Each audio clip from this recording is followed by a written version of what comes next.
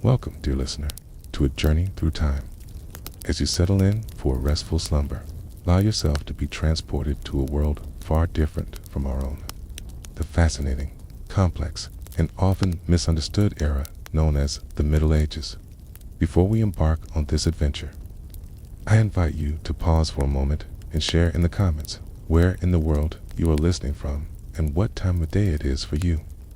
It's a wonder of our modern age that we can connect across vast distances and time zones, all while exploring the past together.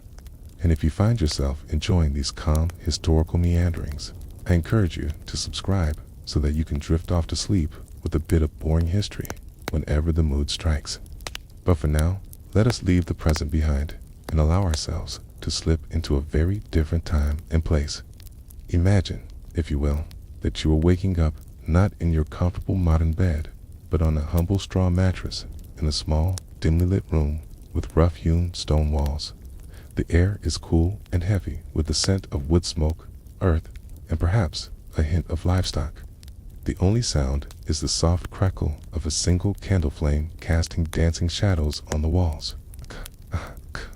You might feel a moment of disorientation, a sense that something is not quite right. And indeed, it isn't. For somehow, through some strange twist of fate or dream, you have found yourself transported to medieval times. But fear not, for this is not a nightmare, but an opportunity to experience a different way of life, to walk in the footsteps of peasants and kings, to witness the triumphs and struggles that shape the world we know today, and all from the comfort and safety of your own bed. So take a deep breath, let your body relax into the mattress, and allow your mind to drift back through the centuries to a time of castles and cathedrals of chivalry and plague of great faith and even greater change. Our journey begins in the English countryside, in a small village, not unlike countless others that dotted the landscape in the Middle Ages. Here, life revolves around the rhythms of the land, the turning of the seasons, the rising and setting of the sun, the endless cycle of planting and harvest. You find yourself inhabiting the life of a peasant farmer, one of the great masses of humanity who toiled from dawn to dusk to coax a living from the soil. Your day begins before the first light of dawn as you rise from your straw bed to the sound of a rooster-esque crow, a sound that has echoed across the centuries unchanged. You dress simply in a rough spun tunic and breeches, perhaps with a woolen cloak to ward off the morning chill. Your first task is to tend to the animals, feeding the chickens that peck around your feet, milking the goat that provides precious sustenance for your family, and perhaps harnessing the great ox that will help you plow the fields. As you go about your morning chores, take a moment to breathe in the sense of this simple, rustic life, the earthy musk of the animals, the sweet sharpness of the hay, the cool dampness of the earth beneath your feet. These are the smells of a life lived close to the land, a life of hard work and simple pleasures. With the animals tended, you return to your small, one-room cottage where your family is beginning to stir. Together, you break your fast on a simple meal of barley porridge and stale bread, washed down with a cup of weak ale. The flavors are plain but hearty fuel for the long day of work ahead. As the sun rises over the horizon, painting the sky in shades of pink and gold, you set out for the fields, ready to begin the back-breaking labor that is the lot of the medieval peasant. With your ox and plow, you turn the rich, dark earth, preparing it for the planting of crops, wheat and barley, rye and oats. It's the staples that will feed you and your family through the long winter months. The work is hard, and the days are long. You feel the sun beating down on your back, the sweat trickling down your face, the ache in your muscles as you push yourself to keep pace with the turning of the plow. But there is also a certain satisfaction in this labor, a sense of purpose and place in the grand scheme of things. As a peasant, your life is not your own. You are bound to the land and to the local lord who owns it, obligated to work his fields and pay him a portion of your harvest in exchange for his protection. It is a simple arrangement, but one that defines the lives of millions across medieval Europe. But even in this humble existence, there is room for dreams and ambitions. Okay? As you work the fields, your mind might drift to the young boy running between the furrows, okay, laughing as he chases after a butterfly or plays sword fighting with a stick. Okay.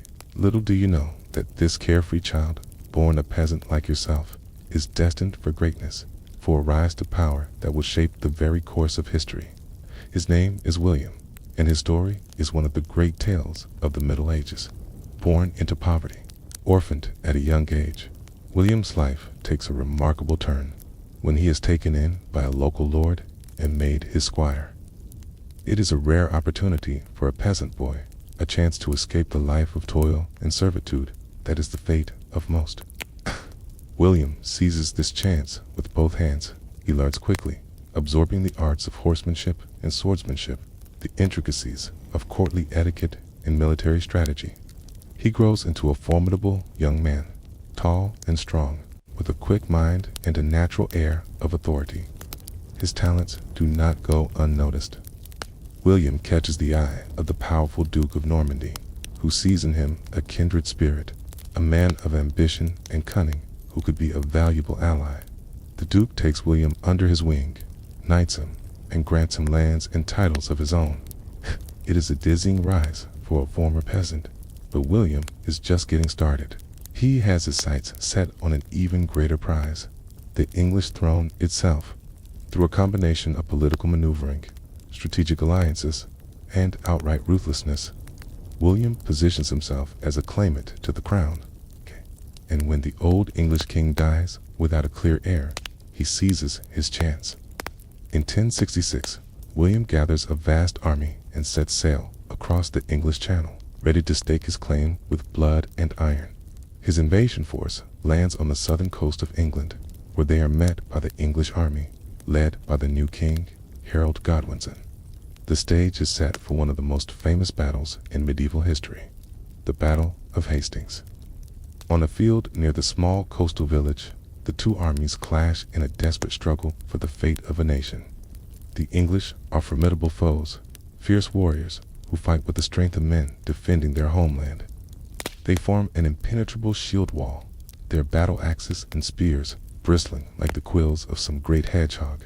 For hours, they hold firm against the onslaught of the Norman cavalry, repelling charge after charge. But William is a cunning commander, and he has a trick up his sleeve.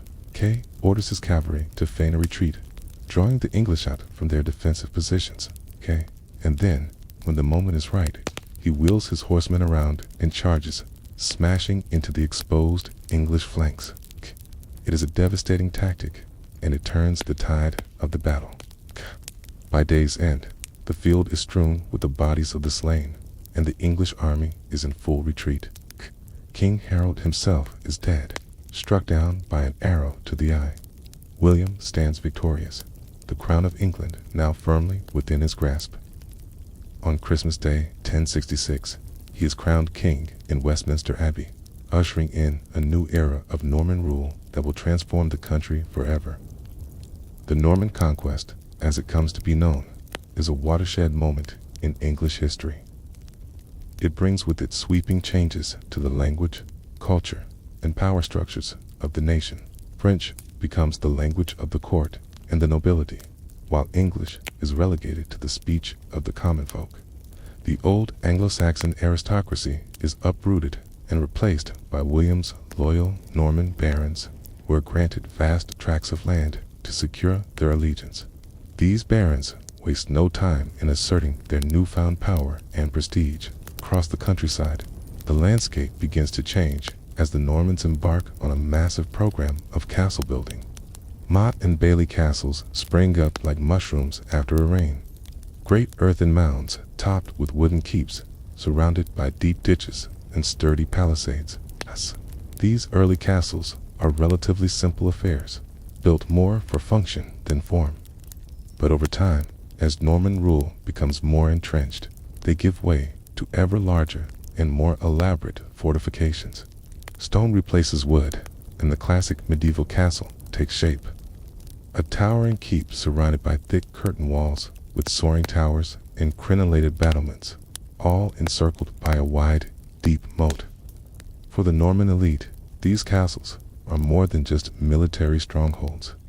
They are symbols of wealth and power, the physical embodiment of their dominance over the conquered English. Within their walls, the great lords and ladies play out the rituals and intrigues of courtly life, dining on sumptuous feasts in the great hall, entertained by minstrels and jesters. But life in a medieval castle is not all pomp and pleasure. It is also a hive of industry and activity, a small town unto itself. In the bailey, the blacksmith's forge glows red as he hammers out swords and armor, while fletchers carefully craft arrows and bowstrings. Gnat arms train in the yard, the clash of their practice swords ringing off the stone walls. And in times of trouble, the castle becomes a refuge, a place of safety for noble and commoner alike. When war or unrest threatens, the drawbridge is raised, the portcullis lowered, and the great gates swung shut, sealing the castle and its inhabitants off from the dangers of the outside world. But the castle is not the only bastion of power and authority in the medieval landscape. Equally impressive, and in some ways even more influential, are the great cathedrals and monasteries that dot the countryside, soaring monuments to the might and grandeur of the Catholic Church. In an age where faith is the cornerstone of daily life, the Church wields immense power and influence. It is the guardian of learning and knowledge, the arbiter of morality and justice, the gateway to salvation and eternal life. To be in the good graces of the Church is to be in the good graces of God Himself. The monasteries, in particular, serve as crucial centers of learning and culture. Within their cloistered walls, monks painstakingly copy and illuminate manuscripts, preserving the wisdom of the ancients and the teachings of the Church. They are also economic powerhouses, with vast landholdings worked by peasants and serfs, producing wool, grain, and other valuable commodities. For many, the Church provides the only path to education and social advancement. The sons of nobles and wealthy merchants might be sent to the monasteries to be trained as scholars and clerics, while the daughters are dispatched to convents to be educated in the womanly arts of needlework and household management. But the Church is not just a benevolent force. It is also a source of great fear and superstition, a stern and often unforgiving taskmaster.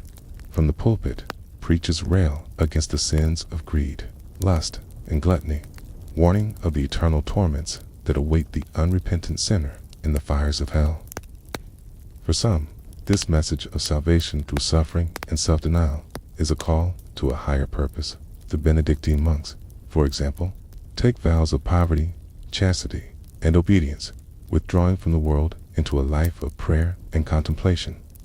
They rise before dawn to chant the divine office, spend their days in silent study and manual labor, and retire to their sparse cells at night for a few hours of sleep on a hard straw mattress. But not all men of the Church are so austere. The powerful abbots and bishops are often as involved in worldly affairs as any secular lord, engaging in politics and diplomacy, even leading armies into battle in defense of their lands and interests. The line between spiritual and temporal power is often blurred, and the struggle for supremacy between church and state is a constant undercurrent of medieval life. Nowhere is this struggle more evident than in the great drama of the Crusades. In 1095, Pope Urban II issued a call to arms, urging the knights of Europe to take up the cross and embark on a holy mission to free Jerusalem and the Holy Land from Muslim rule. It is a clarion call that will echo across the centuries, setting in motion a series of wars that will shape the course of history. For the crusading knights, it is a chance for glory and salvation. It's an opportunity to prove their valor and piety on the field of battle. Queso the cross onto their surcoats and shields, and set out for the east, leaving behind their homes and families for the promise of eternal reward. But the reality of the Crusades is far from the noble ideal.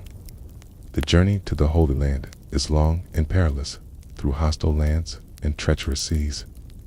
Many never make it, falling victim to disease, starvation, or the swords of the enemy.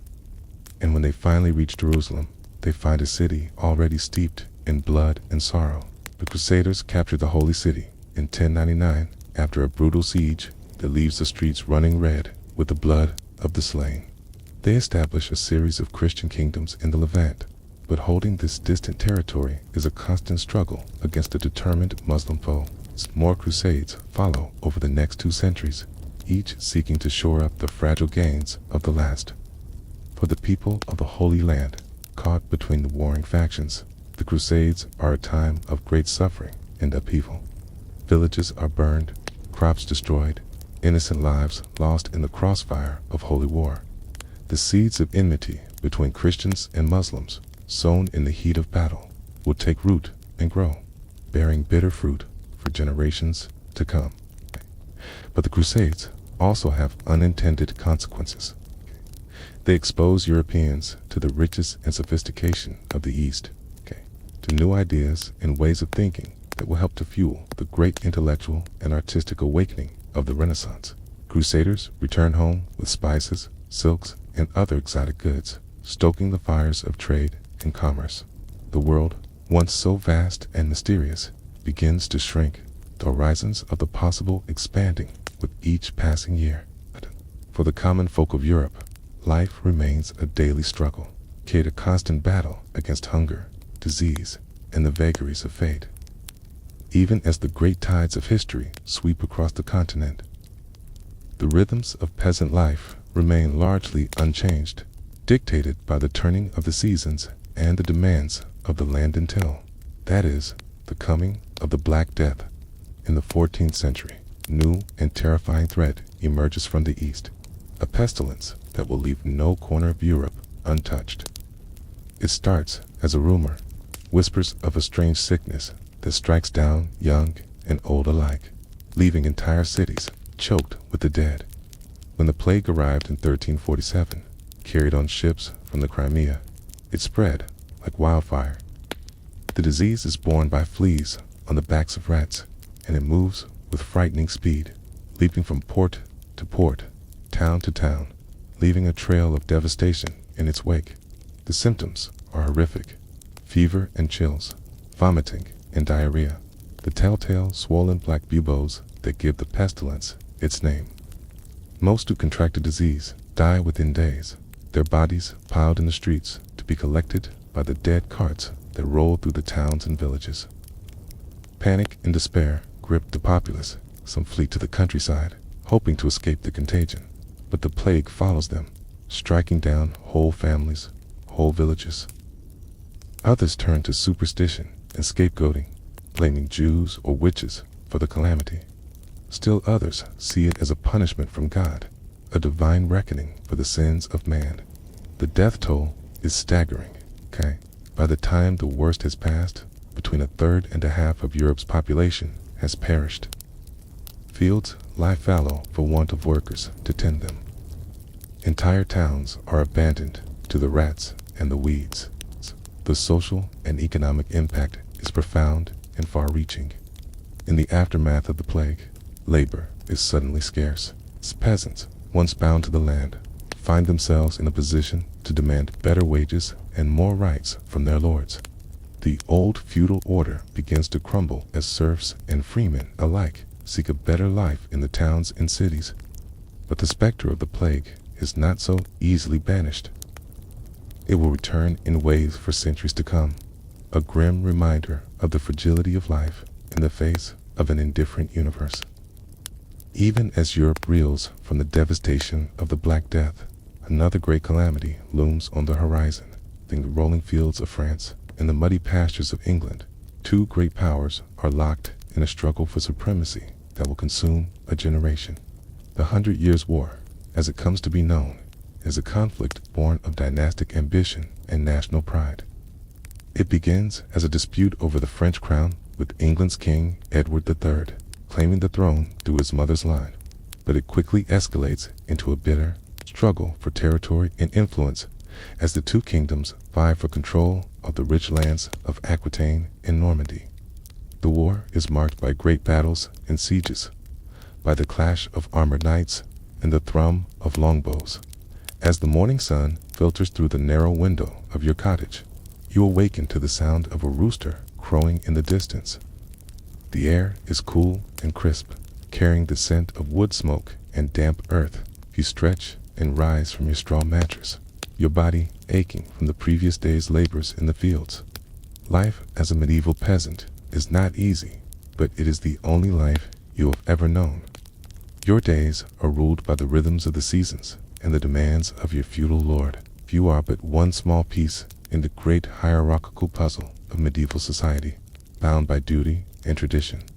You splash some cold water on your face from a wooden basin and don a simple woolen tunic and breeches. There is no time to linger. There are animals to feed, crops to tend, and 1,000 other tasks that require your attention. You break your fast with a humble meal of stale bread and weak ale, the staples of the peasant diet. As you step out into the muddy lane that runs through your village, you are greeted by the sights and sounds of daily life in the Middle Ages. The blacksmith's hammer rings out as he toils over his anvil, shaping iron into tools and horseshoes. The baker pulls loaves of bread from his clay oven, their aroma wafting through the crisp morning air. Children dart between the timber-framed houses, laughing and playing with crude wooden toys. At the center of the village stands the small stone church, its bell tolling to mark the hours of prayer. The church is the heart of village life, providing not only spiritual guidance, but also serving as a place of sanctuary and community gathering. The local priest is one of the few literate people in the village, and he serves as a conduit to the wider world beyond the manor. Beyond the village lie the strip fields where you and your fellow peasants toil to raise crops for your own sustenance and to pay your rents and tithes to your lord. The work is backbreaking and never-ending, but there's a certain satisfaction in coaxing life from the soil and watching the crops grow tall and strong under the summer sun. As you work, you might exchange news and gossip with your fellow laborers, talk of the weather, the health of the livestock, the latest proclamations from the Lord's manor house. In a world where most people live and die within a few miles of their birthplace, even small tidbits of information from beyond the village are precious. Life is hard, but it is not without its small joys and comforts. In the evenings, you might gather with your family and friends around the hearth, telling stories and singing songs handed down through generations. On holy days and festivals, there is music and dancing, chance to set aside the daily toil and celebrate the turning of the seasons. But even as you go about your daily routines, you cannot escape the reminders of the rigid social order that structures medieval life. Everywhere, there are signs of the power and wealth of the nobility and the church. In the grand manor houses and monasteries that dot the landscape in the fine clothes and rich foods, enjoyed by the elite in the deference and respect demanded by your social betters. And yet, change is coming to the medieval world, even if it is not yet apparent to those living through it. New ideas and technologies are beginning to circulate, eroding old certainties. The growth of towns and trade is giving rise to a new middle class, one that will challenge the traditional hierarchy. The plague that periodically sweeps through the land, leaving devastation in its wake, also loosens the bonds of feudalism as labor becomes scarce and peasants gain a measure of bargaining power. But for now, as you toil in the fields and live out your life in the small world of your village, the medieval order remains intact. Your place in it is fixed, your duties and obligations clear. You are a part of a great chain of being, a link between the soil and the heavens, the temporal and the eternal. As the sun begins to set over the fields, you make your way back to your cottage, your body weary but your heart full. You have lived another day in the medieval world, a world of hardship and struggle, but also of community and tradition. As you drift off to sleep on your straw mattress, you dream of a world beyond the confines of your village, a world of castles and cathedrals, of knights and ladies, of adventure and glory. But for now, that world remains tantalizingly out of reach, a shimmering vision in the twilight of your mind. The next day brings more of the same, the endless cycle of sowing and reaping, of tending to animals and mending fences.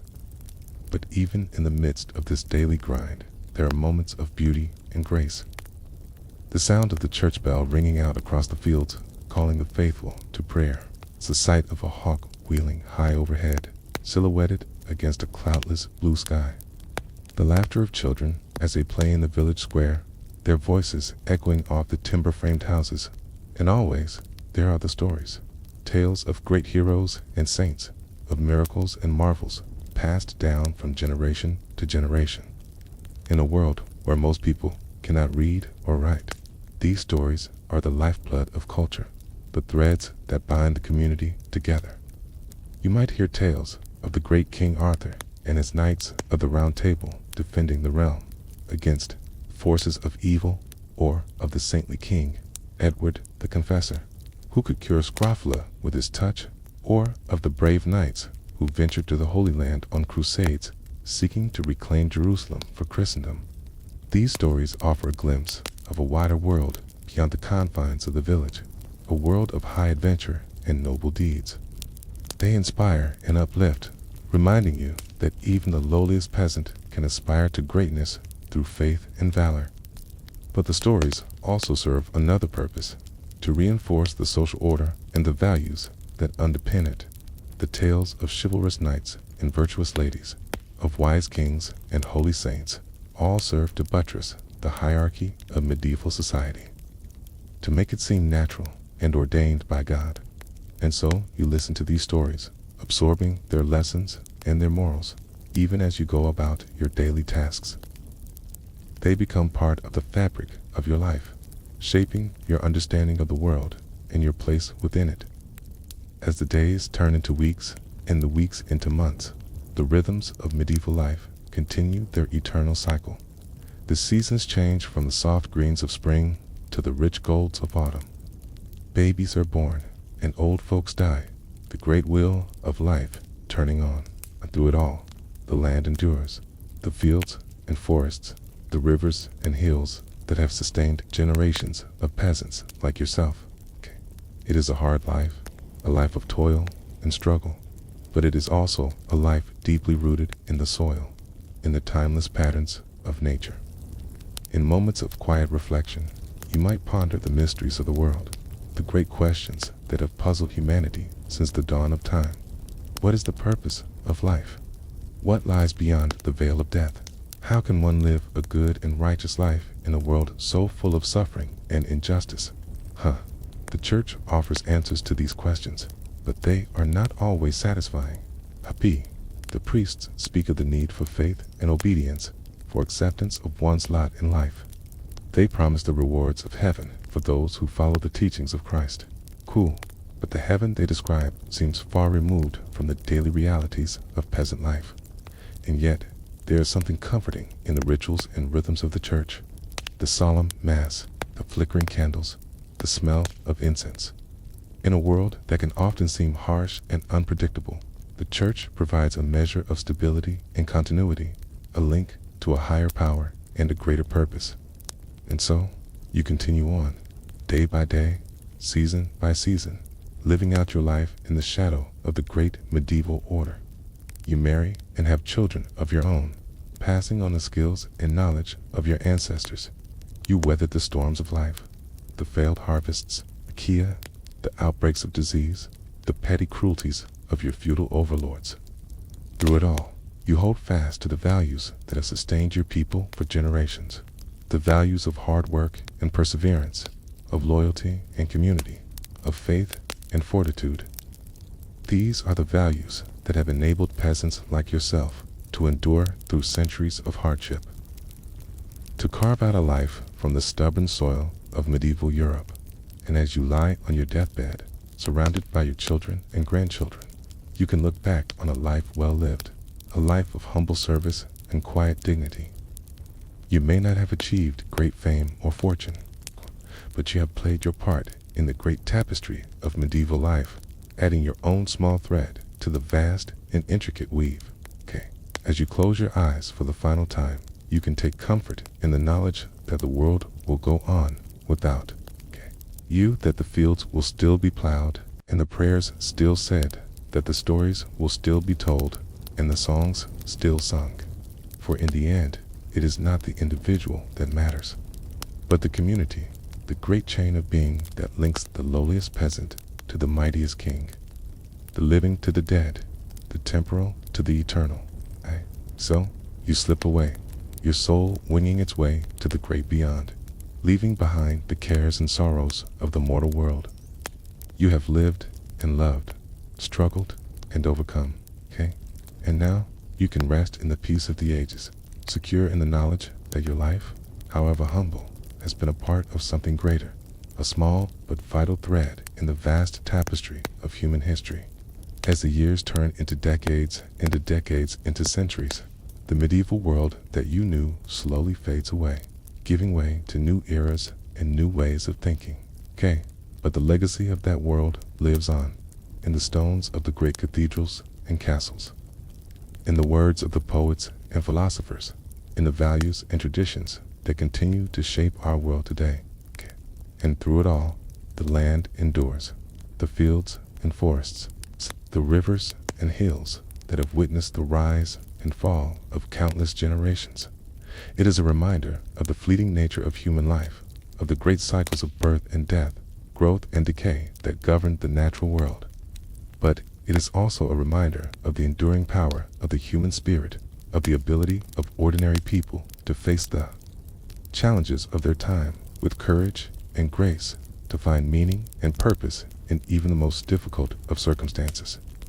As we look back on the medieval world from the vantage point of the present, we can see it in all its complexity and contradiction, a world of great beauty and great brutality, of towering achievements and terrible injustices. But we can also see it as a world of deep humanity. It's a world in which people like yourself lived and loved, dreamed and despaired, just as we do today.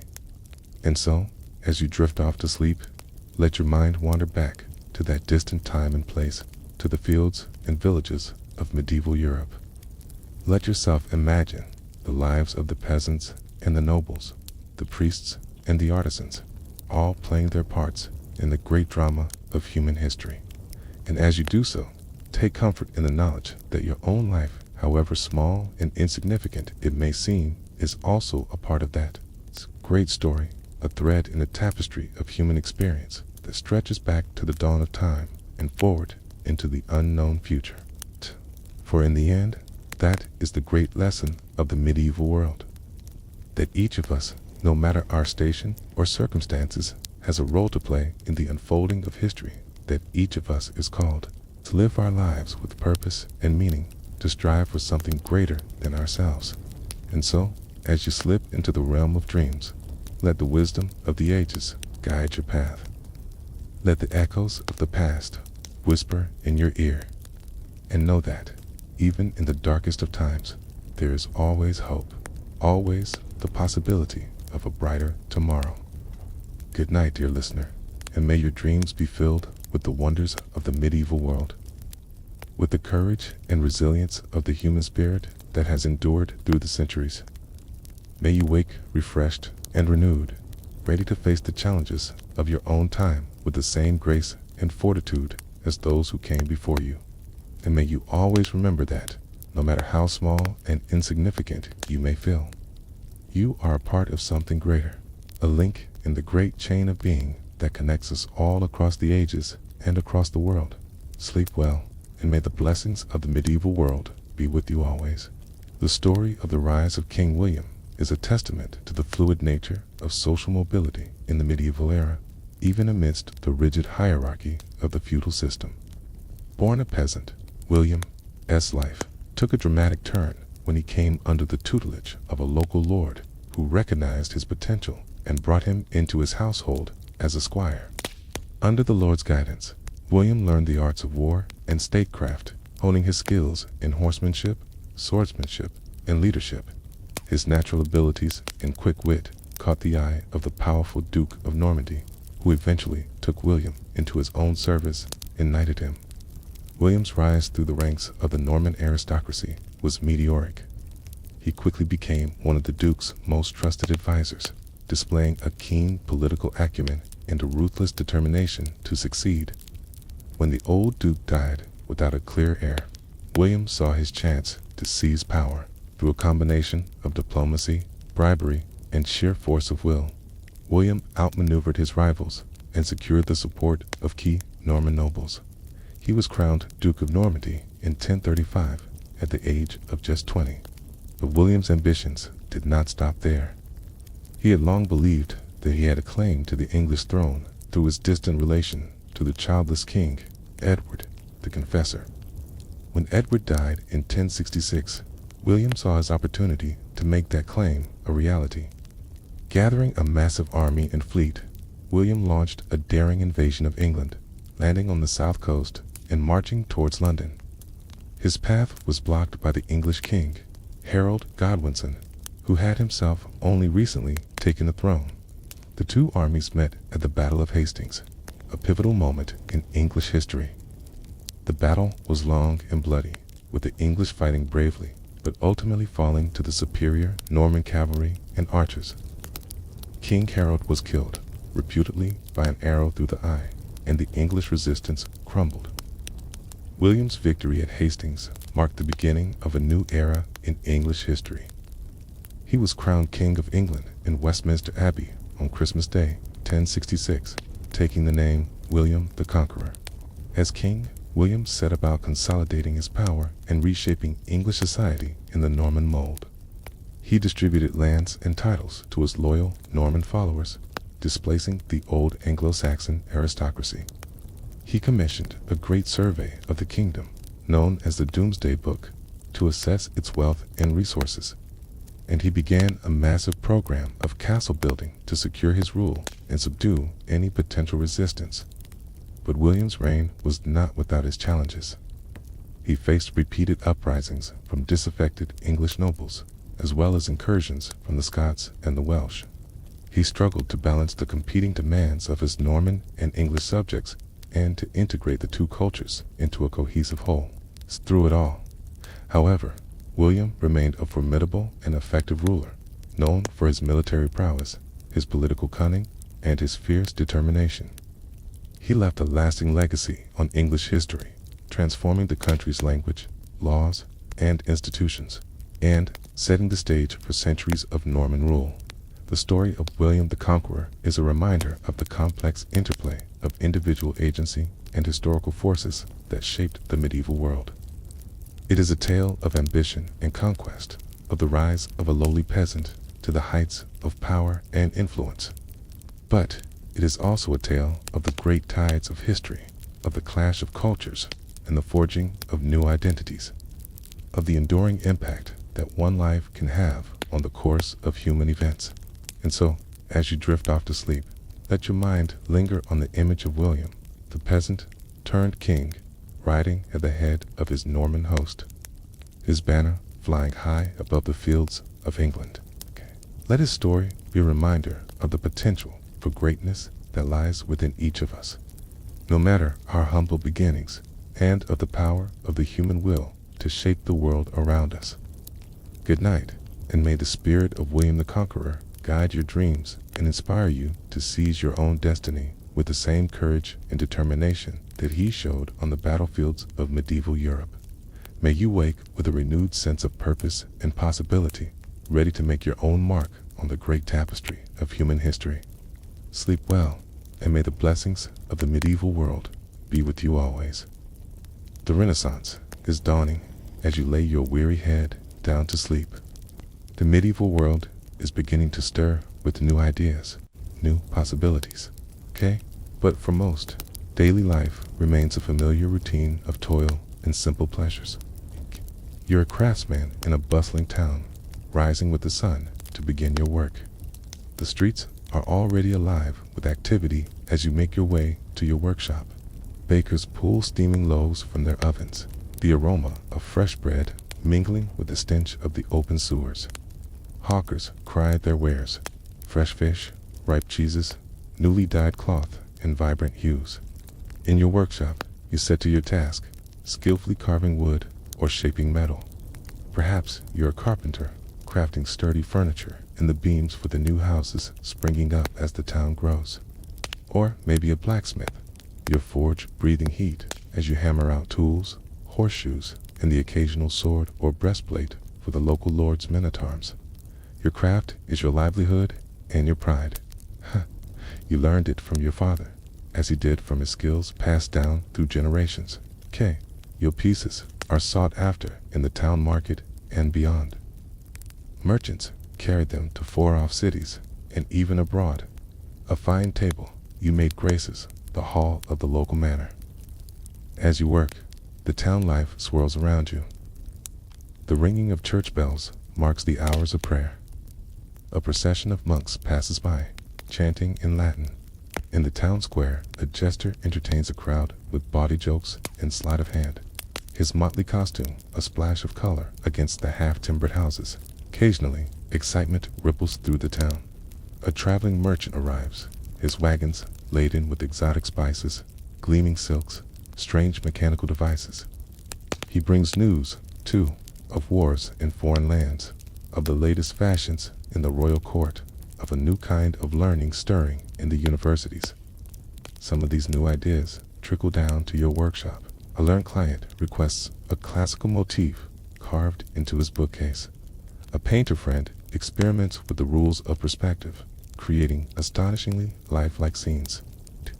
Well-traveled merchant describes the water-driven machines he saw in the Arab lands, sparking your imagination. But, for the most part, your concerns are more immediate. Will you finish the big order in time for the fair? Will your son prove as adept at the craft as you hope? Will the coin you earn be enough to put meat on the table and wood in the fire? The rhythms of your days are guided by the demands of your trade and the needs of your family. In the evenings, you gather in the town tavern, trading stories and news with your fellow craftsmen over a mug of ale. The concerns of kings and popes seem far away, though you dutifully pray for their souls and pay your tithes. Your world is here, in the town you've known all your life, in the work of your hands and the faces of your loved ones. As night falls, you make your way home, the streets quieting as shutters are drawn and candles snuffed. In your small but tidy house, you share a simple meal with your family, a pottage of vegetables and barley, a hunk of bread, perhaps a bit of cheese or sausage. You give thanks for the day's blessings, for the skill of your hands and the love of your kin. Later, in the darkness of your bedchamber, you reflect on the day and the days to come. Your life is not an easy one. There are always challenges, always uncertainties, but it is a life of purpose and of pride, shaped by the traditions of your craft and the bonds of your community.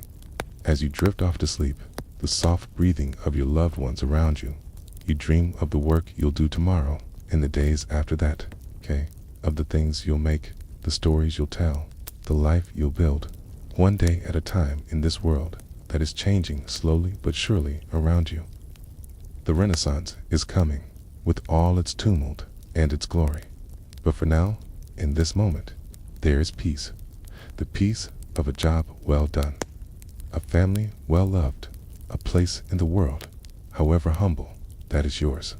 It's a peace hard-earned by generations before you, a peace you'll pass on to those who come after. So rest now, craftsmen of the Middle Ages. Rest and dream of a world that is ending and a world that is yet to be. The dawn will come, as it always does, and with it, another day to make your mark, however small, on the pages of history. Sleep as your ancestors slept, and your descendants will sleep under the same stars, dreaming the same dreams. The eternal human dream of a life lived with meaning, with skill, with love. The dream that carries us through the ages, from the distant past to the unknown future. The dream that connects us all in the end, no matter the time or the place. The dream of home, of purpose, of peace. Good night, dear craftsman. Good night and sweet dreams as the medieval world slips softly into the Renaissance and the cycle of history turns on inexorably through the long, quiet night.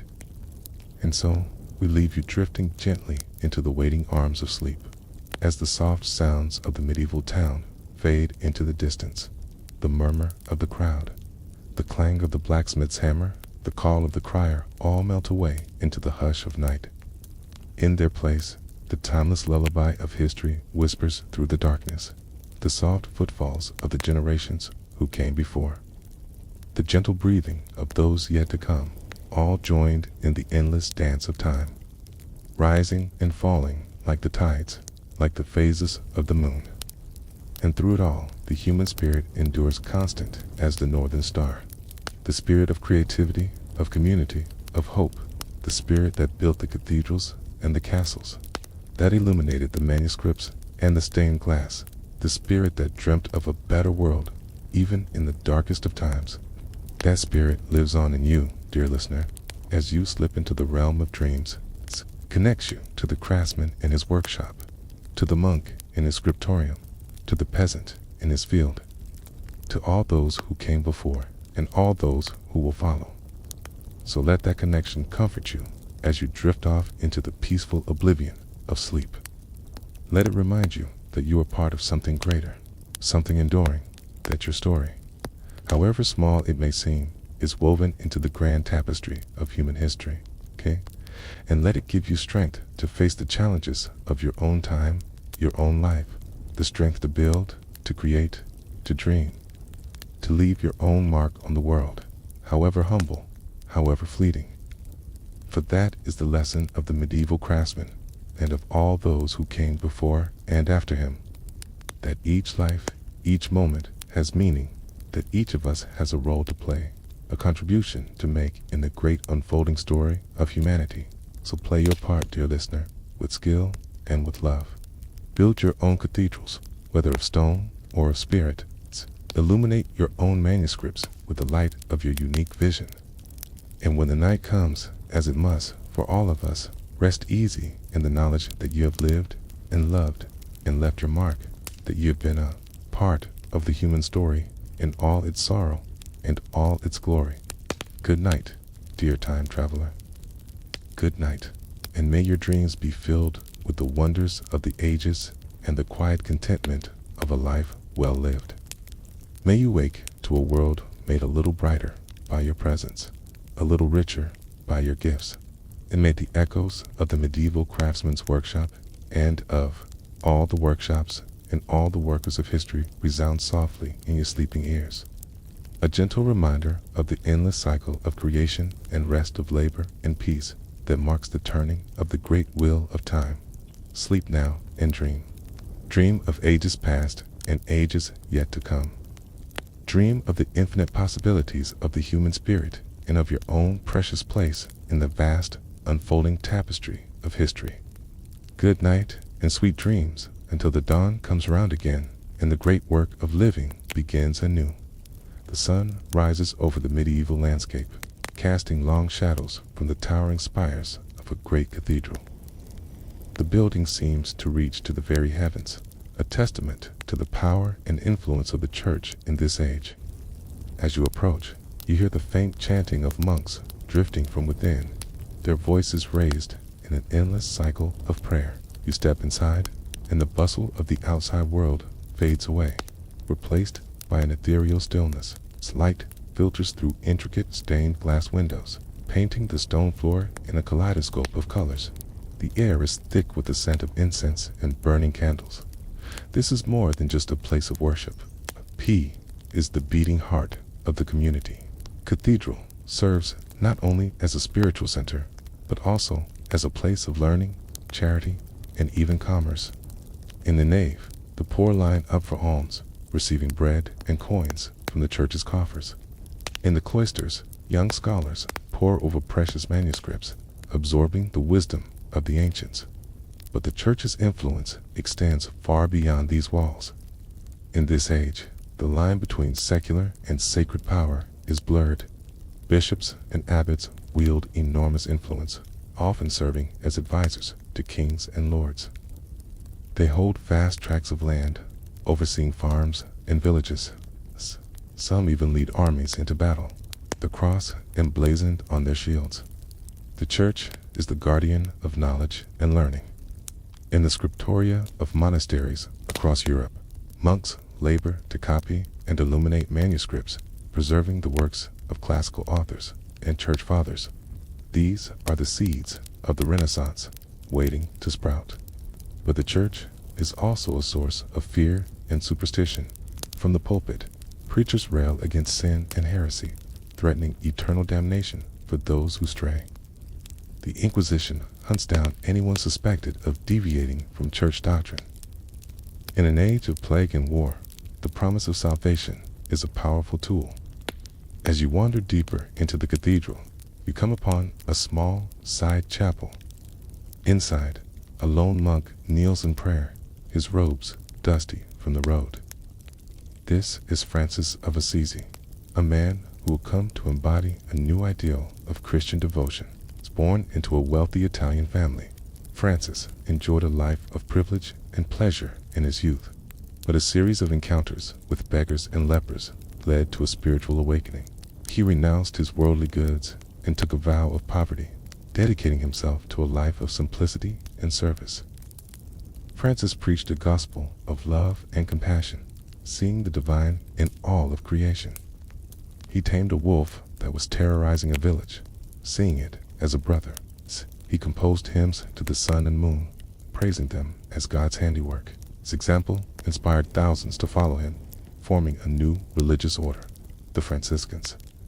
They wandered the countryside, preaching to the poor and tending to the sick. They embodied a new model of spirituality, one based on humility, charity, and a direct connection to God. Francis's legacy would endure long after his death. His simple piety and love of nature would influence figures as diverse as Dante and Gandhi. In a time of religious schism and corruption, he offered a path back to the original message of Christianity. As you watch Francis pray, lost in silent contemplation, you feel a sense of peace wash over you. In a world of constant struggle and upheaval, his message of compassion and humility feels like a beacon of hope. But the tranquility of the moment is shattered by a sudden commotion outside. Shouts and the clatter of hooves filled the air. He rushed to the cathedral door to see a breathless messenger stumble in, his face ashen. "The king is dead," he cries. "Long live the king. The old monarch has passed, and a new one must take his place." In the coming days, lords and bishops will gather to pay homage and swear fealty. But in the shadows, others plot and scheme, seeing opportunity in the transition of power. This great wheel of medieval life turns on. Birth and death, war and peace, following the eternal rhythms of the seasons.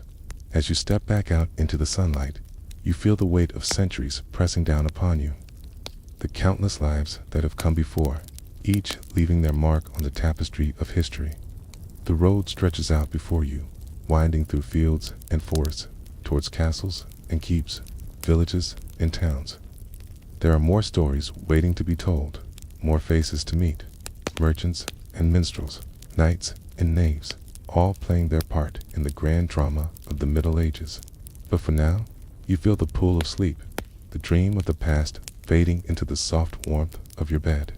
The sounds of the medieval world, the tolling of church bells, the clang of the blacksmith's hammer, the laughter of children at play all merge and melt into a soothing, ambient hum.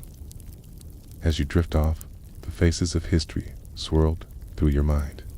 William the Conqueror on his warhorse, Francis of Assisi surrounded by birds, Joan of Arc in her shining armor. They are all part of the rich tapestry of the human story, the never-ending quest for meaning and connection in an uncertain world. And while their world may be long gone, lost to the mists of time, their stories endure, whispering to us across the centuries. In our dreams, we walk beside them, sharing in their triumphs and their struggles, their joys and their sorrows. So let us dream together, you and I, wandering the winding paths of the medieval world. Let us listen to the voices of the past and find in them echoes of our own hopes and fears. And let us wake in the morning with a new appreciation for the long and winding road that has led us to where we are today. Good night, dear dreamer. May your slumber be filled with visions of castles and cathedrals, of brave knights and wise kings. May you find in the stories of the past a compass for navigating the present. And may you always remember that you, too, are part of the great story of humanity, a story that is still being written, page by page, day by day. The medieval world fades away now, like a tapestry gently folded and put away. But it will be waiting for you whenever you wish to return in the realm of dreams and imagination. So sleep now and dream of days gone by, of a world that was both simpler and more complex, more brutal and more beautiful. Sleep, and let the lullaby of history carry you to a place of rest and peace. Good night.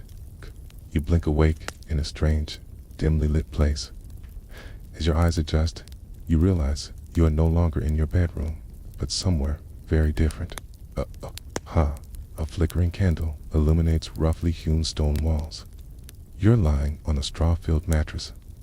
The air smells of wood smoke, animals, and earth. Somehow, you have woken up in medieval times.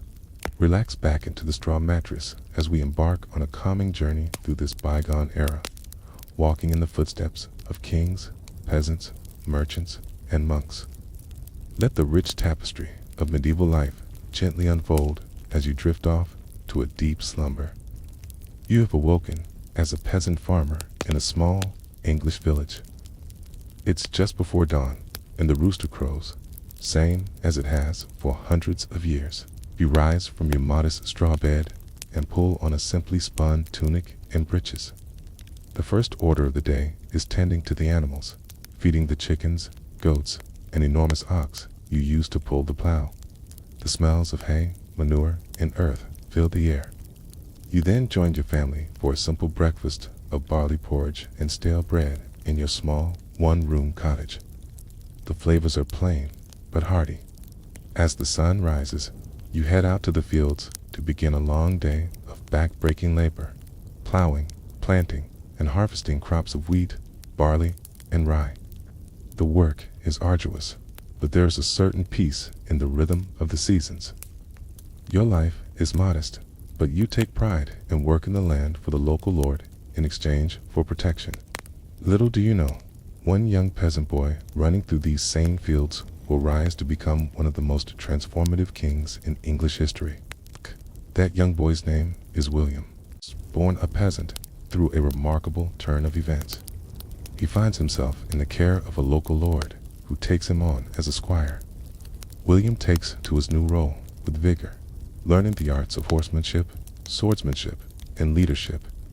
He catches the eye of the powerful Duke of Normandy, who eventually knights him. Through his wits, bravery, and a good deal of ruthlessness, William works his way into the Duke's inner circle. When the old Duke dies, William outmaneuvers other claimants to seize control of Normandy. But William has his eye on an even greater prize, the English throne, which he believes is his birthright. In 1066, he launched a daring invasion, leading to one of the most famous battles in medieval history. Tens of thousands of soldiers clash on a field near the small coastal village of Hastings. The Anglo-Saxons, wielding battle axes and forming an impenetrable shield wall, face off against the mounted Norman knights in a bloody, day-long battle. William uses a fake retreat to draw the Anglo-Saxons out, and then his cavalry charges, cutting them down. By day's end, the Anglo-Saxon king is dead, his army destroyed. William is crowned King of England on Christmas Day, 1066 in Westminster Abbey, ushering in a new era. The Norman conquest will transform England, reshaping its language, customs, and aristocracy. French becomes the language of the court. William distributes lands to his loyal Norman barons, uprooting the Anglo-Saxon power structures. These barons build grand castles across the countryside, asserting Norman power. After William's conquest, castle building explodes across England as the new Norman elite solidify their rule. Motte and Bailey castles spring up, earthen mounds topped with wooden keeps surrounded by ditches and palisades. Over centuries, these wooden structures give way to ever larger, more elaborate stone fortresses, the classic medieval castles of storybooks with soaring towers, crenellated battlements, moats, and drawbridges. Inside their thick stone walls, the great lords and ladies play out the dramas and intrigues of courtly life. Alliances are forged and broken over sumptuous feasts in the great hall. Minstrels and jesters entertain while the lords plot wars and jockey for royal favor. Down in the bailey, a blacksmith hammers out swords and armor. Fletchers make arrows, and men-at-arms train for battle. The sounds of clashing steel echoing off the walls. Castles are symbols of wealth and power, but also refuge for nobles and commoners alike in times of trouble. The castle isn't the only dominant structure on the medieval landscape. Soaring cathedrals and monasteries also rise across Europe, asserting the power and influence of the Catholic Church. Monasteries serve as centers of learning where monks painstakingly copy and illuminate manuscripts, preserving classical knowledge. There are also economic powerhouses with vast landholdings worked by peasants. For many, the church provides education, charity, and the promise of eternal salvation. But it also instills the fear of sin and damnation. Preachers rail against greed, lust, and gluttony.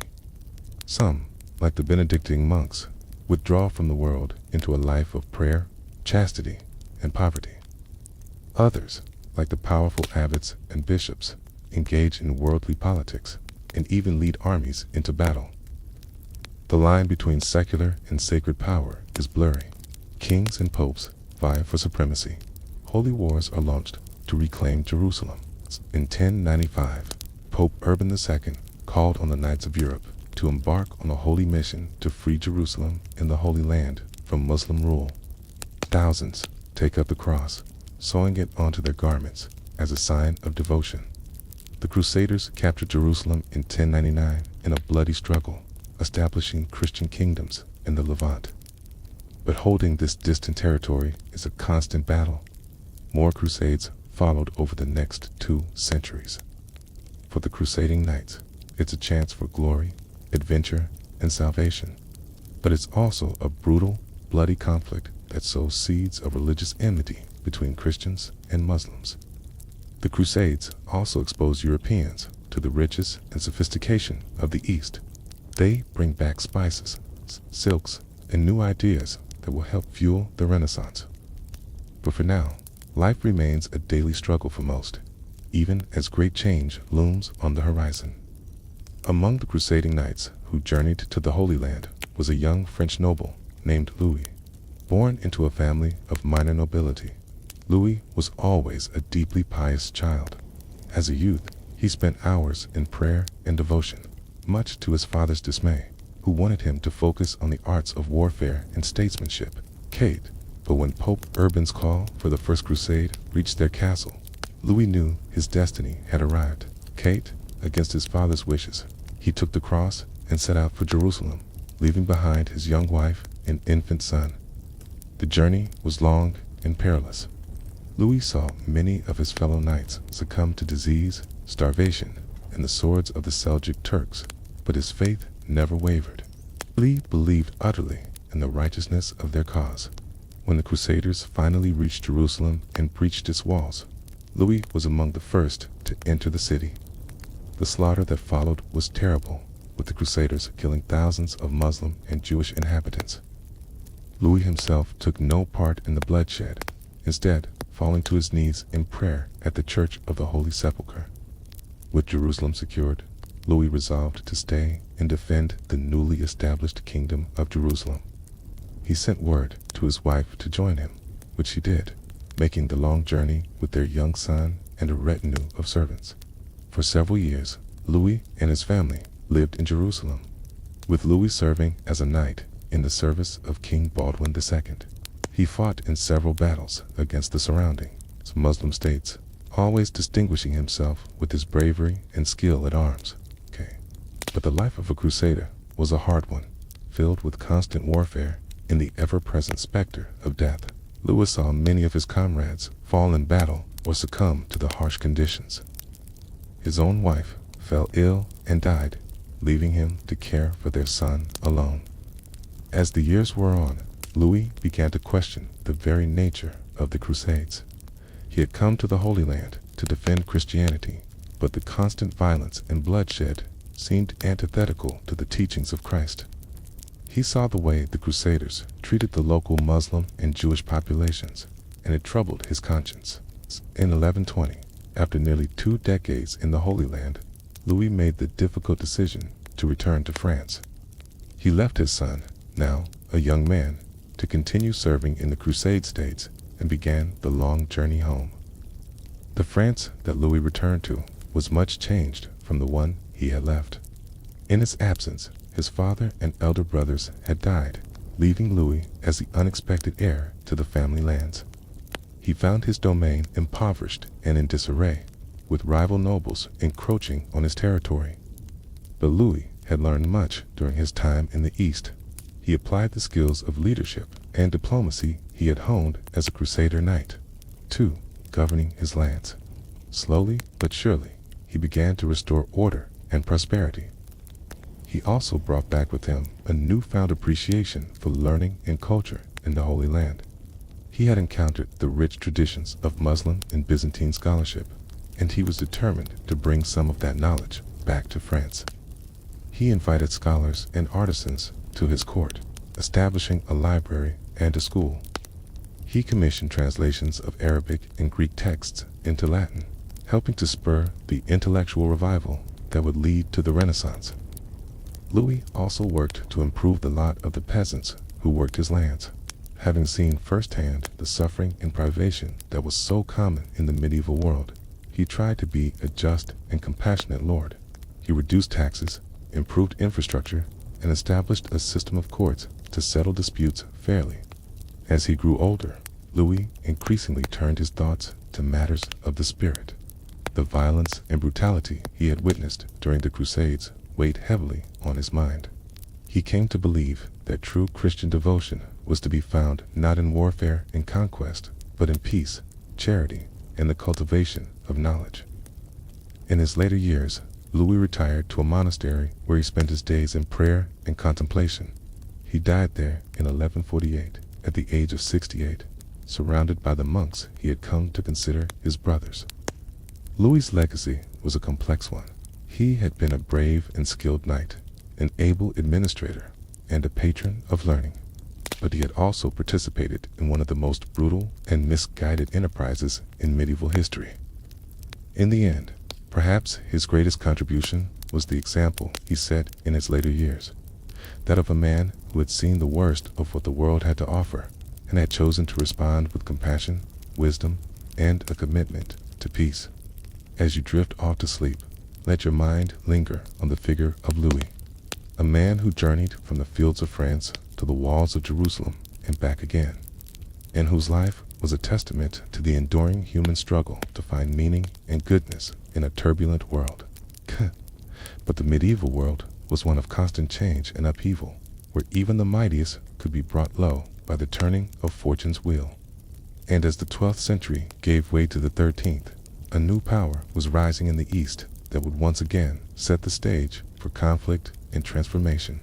In the early 13th century, a young man named Mujan was rising to power on the steppes of Central Asia, born into a clan of nomadic Mongol herders. Temujin's early life was marked by hardship and struggle. His father was murdered when Temujin was still a boy, and his family was abandoned by their clan to die on the harsh steppe. But Temujin survived, and through a combination of strategic alliances, military prowess, and sheer ruthlessness, he began to unite the disparate Mongol tribes under his rule. In 1206, at a gathering of Mongol chiefs, Temujin was proclaimed Genghis Khan, universal ruler of the Mongol peoples. Under Genghis Khan's leadership, the Mongols embarked on a series of conquests that would create the largest contiguous empire in world history. With their unparalleled skills in horsemanship and archery, their ability to travel vast distances quickly, and their brutal tactics of siege and psychological warfare, the Mongols proved unstoppable. They swept through Central Asia, conquering the Turkic states and the Persian Empire. They invaded China, capturing Beijing in 1215 in establishing the Yuan dynasty. They pushed into Russia and Eastern Europe, their cavalry reaching the banks of the Danube. To the people of medieval Europe, the Mongols were a terrifying and alien force, seeming to appear out of nowhere to wreak destruction and slaughter. Tales of their brutality spread far and wide, of pyramids built from the skulls of the vanquished, of whole cities put to the sword, of prisoners used as human shields in battle. But the Mongols were also known for their religious tolerance, their efficient system of governance, their promotion of trade and cultural exchange along the Silk Road. Under Mongol rule, the Silk Road became a conduit not just for goods, but for ideas, technologies, and artistic styles, linking Europe and Asia more closely than ever before. As Genghis Khan's empire expanded, it began to strain under its own size and diversity. After his death in 1227, the empire was divided among his sons and grandsons, who continued to expand Mongol rule, but also fought amongst themselves for power. It was one of these grandsons, Hulagu, who would come to pose the greatest threat to the medieval Islamic world. In 1258, Hulag's forces captured Baghdad, the capital of the Abbasid Caliphate, slaughtering tens of thousands and bringing an end to the Islamic Golden Age. The fall of Baghdad sent shockwaves throughout the Muslim world. It marked a decisive shift in power from the Arab heartlands to the Mongol-ruled lands of Persia and Central Asia. It also opened a door for a new power to emerge in the region, the Mamluks of Egypt, who would defeat the Mongols in battle and establish themselves as the dominant force in the Islamic world. For the people of medieval Europe, the Mongol invasions were a source of both terror and fascination.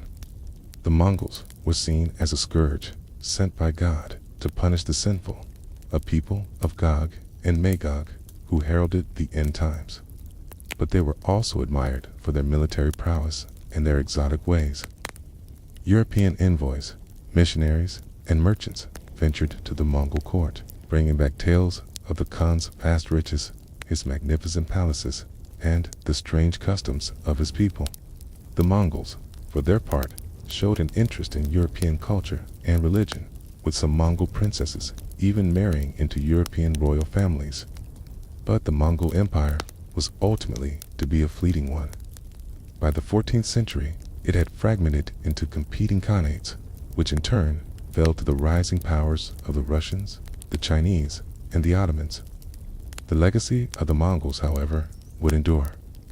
They had shaken the foundations of the medieval world, accelerating the pace of change and exchange across Eurasia. They had shown the power of the steppe peoples to shape the course of history, a power that would be echoed in later centuries by the Timurids, the Ottomans, and the Mules. And they had left an indelible mark on the European imagination as a symbol of the strange and terrible forces that lurked beyond the edges of the known world. As you drift deeper into sleep, let your mind wander across the vast steppes of Central Asia, where the thunder of hoofbeats and the whistle of arrows once heralded the coming of the Mongol hordes. And remember that even the mightiest of empires are but fleeting things, subject to the inexorable tides of history. For even as the Mongols reshaped the world of the 13th century, other forces were stirring that would define the final centuries of the Middle Ages, forces of plague and rebirth, of faith and reason, of discovery and transformation. In the 14th century, a devastating pandemic sweeps across Europe, the Black Death. It starts with rumors from the east of a terrible pestilence that leaves piles of dead in its wake. The disease arrived in 1347 on ships from Crimea. It spreads rapidly, carried by fleas on rats. People flee the cities, but the plague follows them. The symptoms are horrific: fever, chills, vomiting, and swollen black buboes. Most die within days. Panic and despair grip the populace. Some blame Jews or witches. Others see it as divine punishment. The death toll is staggering. Between 1/3 to 1/2 of Europe's population perishes. Fields lie below. Towns are abandoned. The social and economic impacts are profound. In the aftermath, labor is scarce. Peasants demand better wages and more rights, sowing the seeds for the end of serfdom. The plague will recur in waves for centuries, a grim specter haunting the medieval world. One of those who lived through the first terrible wave of the Black Death was a young Italian man named Giovanni. Born into a family of wealthy Florentine merchants, Giovanni had always been a precocious child with a quick mind and an insatiable curiosity about the world. When the plague struck Florence in 1348, Giovanni was just 18 years old. He watched in horror as a disease ravaged his city, claiming the lives of his friends, his neighbors, and finally his own parents and siblings. Bereft and alone, Giovanni threw himself into his studies as a way to cope with his grief. As the sun sets on another day in the medieval world, the bustling streets and fields grow quiet. Farmers and craftsmen return to their humble homes, while nobles retired to their grand chambers high in the castle keeps. In a small thatched-roof cottage, a family gathers around the hearth for the evening meal. The fire crackles, casting a warm glow over their faces as they break bread and share a simple stew of vegetables and barley. The father, a weathered peasant with calloused hands, says a brief prayer of thanks for the food and for another day of life and health. After the meal, the children settle in for a story before bed. The mother, a kind-faced woman with a melodic voice, begins to tell a tale passed down through generations. It's a story of brave knights and fair maidens, of dragons and magic, of good triumphing over evil. The children listen with rapt attention, their eyes wide with wonder. Stories like these are the entertainment of the age, shared around fires and in great halls alike. In a time before books were common, they served as both education and escape, teaching lessons of morality and courage while transporting listeners to realms of fantasy. As the story ends and the children drift off to sleep, the father banks the fire and the mother tidies the cottage. They too will soon retire for the night to rest their weary bodies and rise with the sun to begin another day of toil. For most in the medieval era, life followed this simple, cyclical pattern, dictated by the rising and setting of the sun, the turning of the seasons. It's a hard life, one of constant labor and little leisure, where drought or disease can spell disaster. Yet, there are also moments of joy and community in the celebrations of a good harvest, a wedding, or a saint's feast day. In the countryside, far from the bustle of the cities and towns, the night brings a profound stillness. The only sounds are the gentle lowing of cattle, the hoot of an owl, the rustle of the wind through the trees. Under the canopy of stars, the medieval world slumbers.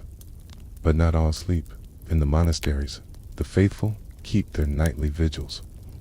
Monks chant prayers in the chapel, their voices rising in ancient, haunting melodies. In the scriptorium, scribes work by candlelight to painstakingly copy sacred texts and scholarly works, preserving the wisdom of the ancients. For these men of God, the night is a time of quiet devotion and reflection.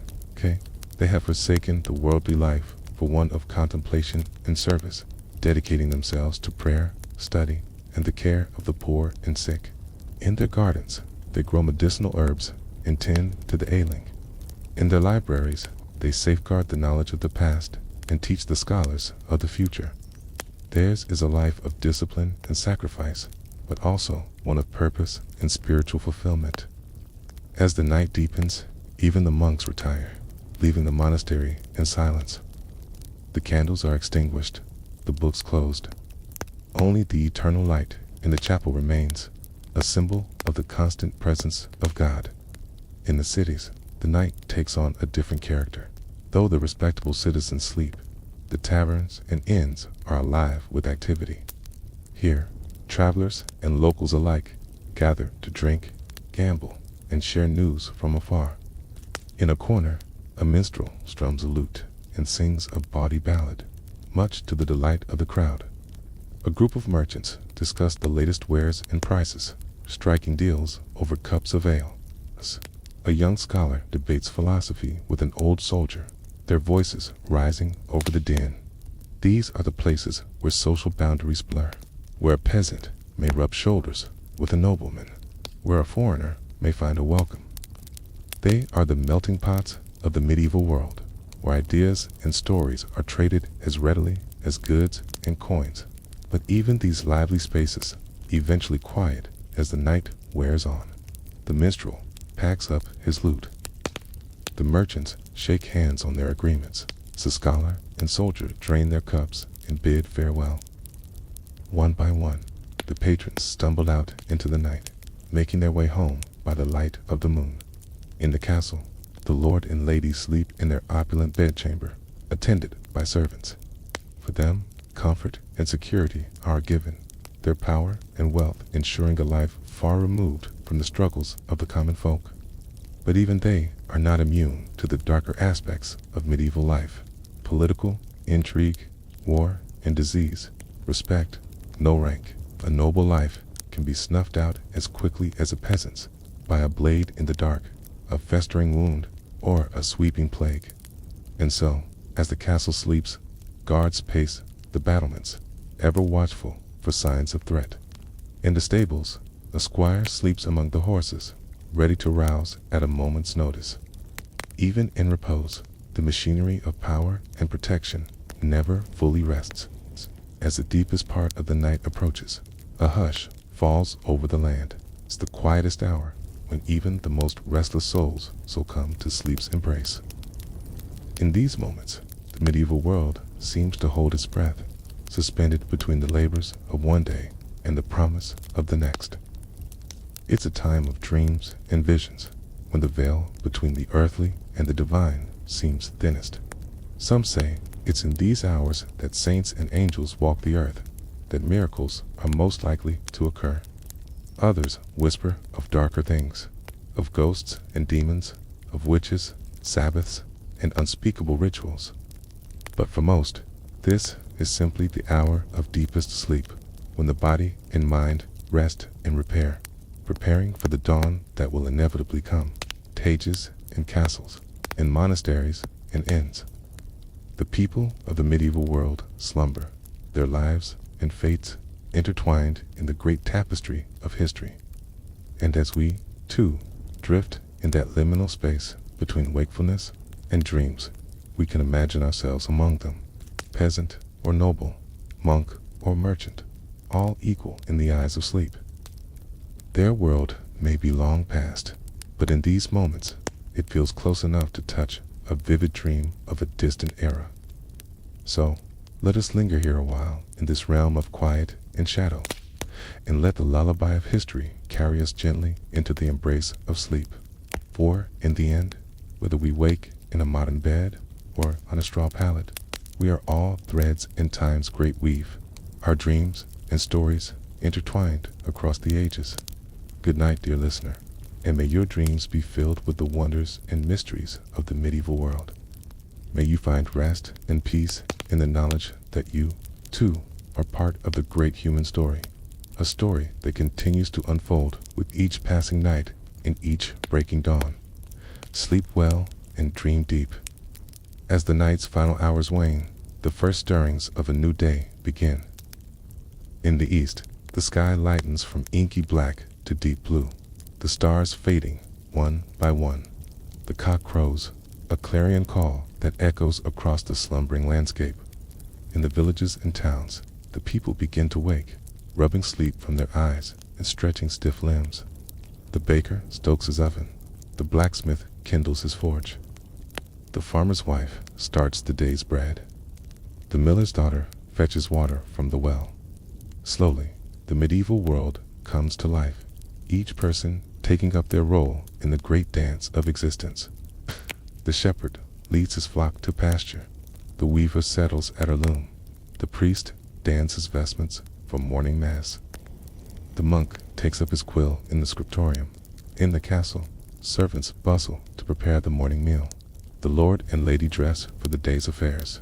In the courtyard, the knights and squires begin their training, the clang of sword on shield ringing out in the crisp morning air. And so, as one day ends, another begins, the cycle endlessly repeating. The medieval world is a place of constant motion, of birth and death, of sowing and reaping, of war and peace. It's a world of great hardship and great beauty, of cruelty and kindness, of ignorance and wisdom. For those who call it home, it's the only world they know, the backdrop against which their lives and loves, their triumphs and tragedies play out. They navigate its challenges and cherish its joys, finding meaning and purpose in the roles they've been given, in the beliefs they hold dear. And for us, looking back across the centuries, it's a world that fascinates and intrigues, that repels and attracts. We marvel at its accomplishments and recoil at its brutalities. We seek to understand its mysteries and learn from its lessons. In the end, perhaps the medieval era is not so different from our own. It's a time of great change and upheaval, of conflict and progress, of individuals striving to make their way in a world they can't fully control or comprehend. And just as we look back on their time with a mix of nostalgia and critique, of admiration and horror, so, too, might future generations look back on ours. We, too, are living in a story still being written, our actions and choices shaping the course of history in ways we can only dimly perceive. So perhaps the greatest lesson the medieval world can teach us is one of humility and perspective. We are all, in the end, only brief candles against a long night of history, our individual lives mere flickers in the great cosmic dance. But what a dance it is, and what a privilege to be a part of it, to add our own small light to the sum of human experience.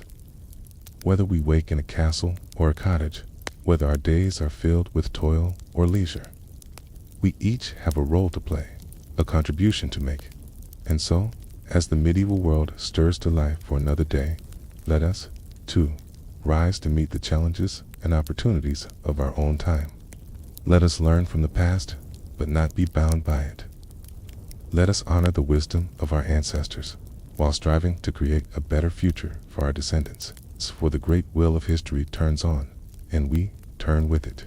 Stories weaving together across time and space, across culture and creed. And in the end, perhaps that is the greatest wonder of all, that in our infinite diversity, we are all, at heart, one human family, united by our common hopes and dreams, our common joys and sorrows.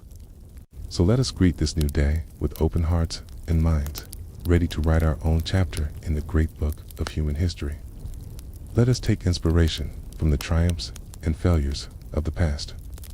But let us also have the courage to imagine a different future, one of greater justice, compassion, and understanding. And let us never forget that, whether we live in a time of darkness or light, of peace or strife, we are all part of something greater than ourselves, grand and mysterious tapestry that stretches back to the dawn of time and forward to the horizon of eternity. This is the lesson of the medieval world and of all worlds, a lesson whispered in the rustle of leaves and the babble of brooks, in the laughter of children and the wisdom of elders. It's a lesson that echoes in the stillness of the cloister, in the clamor of the battlefield, in the quiet of a peasant's hut, in the grandeur of a king's hall. And it's a lesson that we, too, can carry with us, a reminder of our shared humanity, our shared destiny, our shared hope for a world where all may wake to the dawning of a brighter day. So rest now, dear listener, and let the wisdom of the ages guide your dreams, for tomorrow is a new day, full of promise and possibility, and who knows what wonders it may bring. Good night, and may the peace of centuries past enfold you. May the hope of centuries yet to come inspire you. May the love that binds us all across all times and all places forever light your way. As the day ends, you return to your humble cottage, your body aching from the long hours of toil in the fields. The setting sun casts a warm glow over the thatched roofs of the village, and the air is filled with the sounds of livestock being herded into pens for the night. You sit down to a simple meal of stew and bread with your family, the flickering light of the hearth casting dancing shadows on the walls. The conversation turns to the events of the day, the progress of the harvest, the health of the animals, the latest news from the neighboring villages. As the night deepens, you climb into your straw bed, pulling a rough woolen blanket up to your chin. The sounds of the village fade away, replaced by the gentle crackle of the dying fire and the soft breathing of your family. Sleep claims you easily, your body and mind exhausted from the day's labors. But as you drift off, your thoughts turn to the wider world beyond your village, to the great lords and ladies in their grand castles, to the monks in their monasteries, to the merchants and craftsmen in the bustling towns. You may be just a simple peasant, but you are part of something much larger, a complex tapestry of social order and tradition that stretches back for centuries. The feudal system that governs your life is based on a strict hierarchy, with the king at the top, followed by the nobles, knights, clergy, and finally the peasants like yourself at the bottom. It's a system that offers you protection and stability, but also demands your obedience and labor. The lord in his castle may seem distant and all-powerful, but he, too, has obligations to provide for the defense and justice of his people and to honor his own vows of fealty to the king. These social bonds, whether between lord and vassal or master and apprentice, are the glue that holds the medieval world together. They are reinforced by the teachings of the church, which emphasizes faith, humility, and one's proper place in the God-given order. But even as you sleep, forces are at work that will begin to challenge and transform this age-old system in the towns and cities. New class is emerging, the burghers and merchants who owe their wealth and status not to land and title, but to trade and commerce. Their world is one of guilds and charters, of contracts and loans, of the calculation of profit and risk. They are a breed apart from the nobles, with their codes of chivalry and their disdain for the lowborn. And as their economic power grows, so too will their political influence. At the same time, the church, long the dominant force in medieval life, is facing its own challenges. The corruption and worldliness of some of its leaders is becoming harder to ignore, and voices of dissent are beginning to be heard. Voices that question the very foundations of papal authority. In the universities and monasteries, scholars are rediscovering the wisdom of the ancient Greeks and Romans, sparking a new interest in classical learning and humanist thought. They debate ideas that will come to shape the Renaissance and Reformation, ideas about the nature of man, the role of the individual, and the proper relationship between church and state.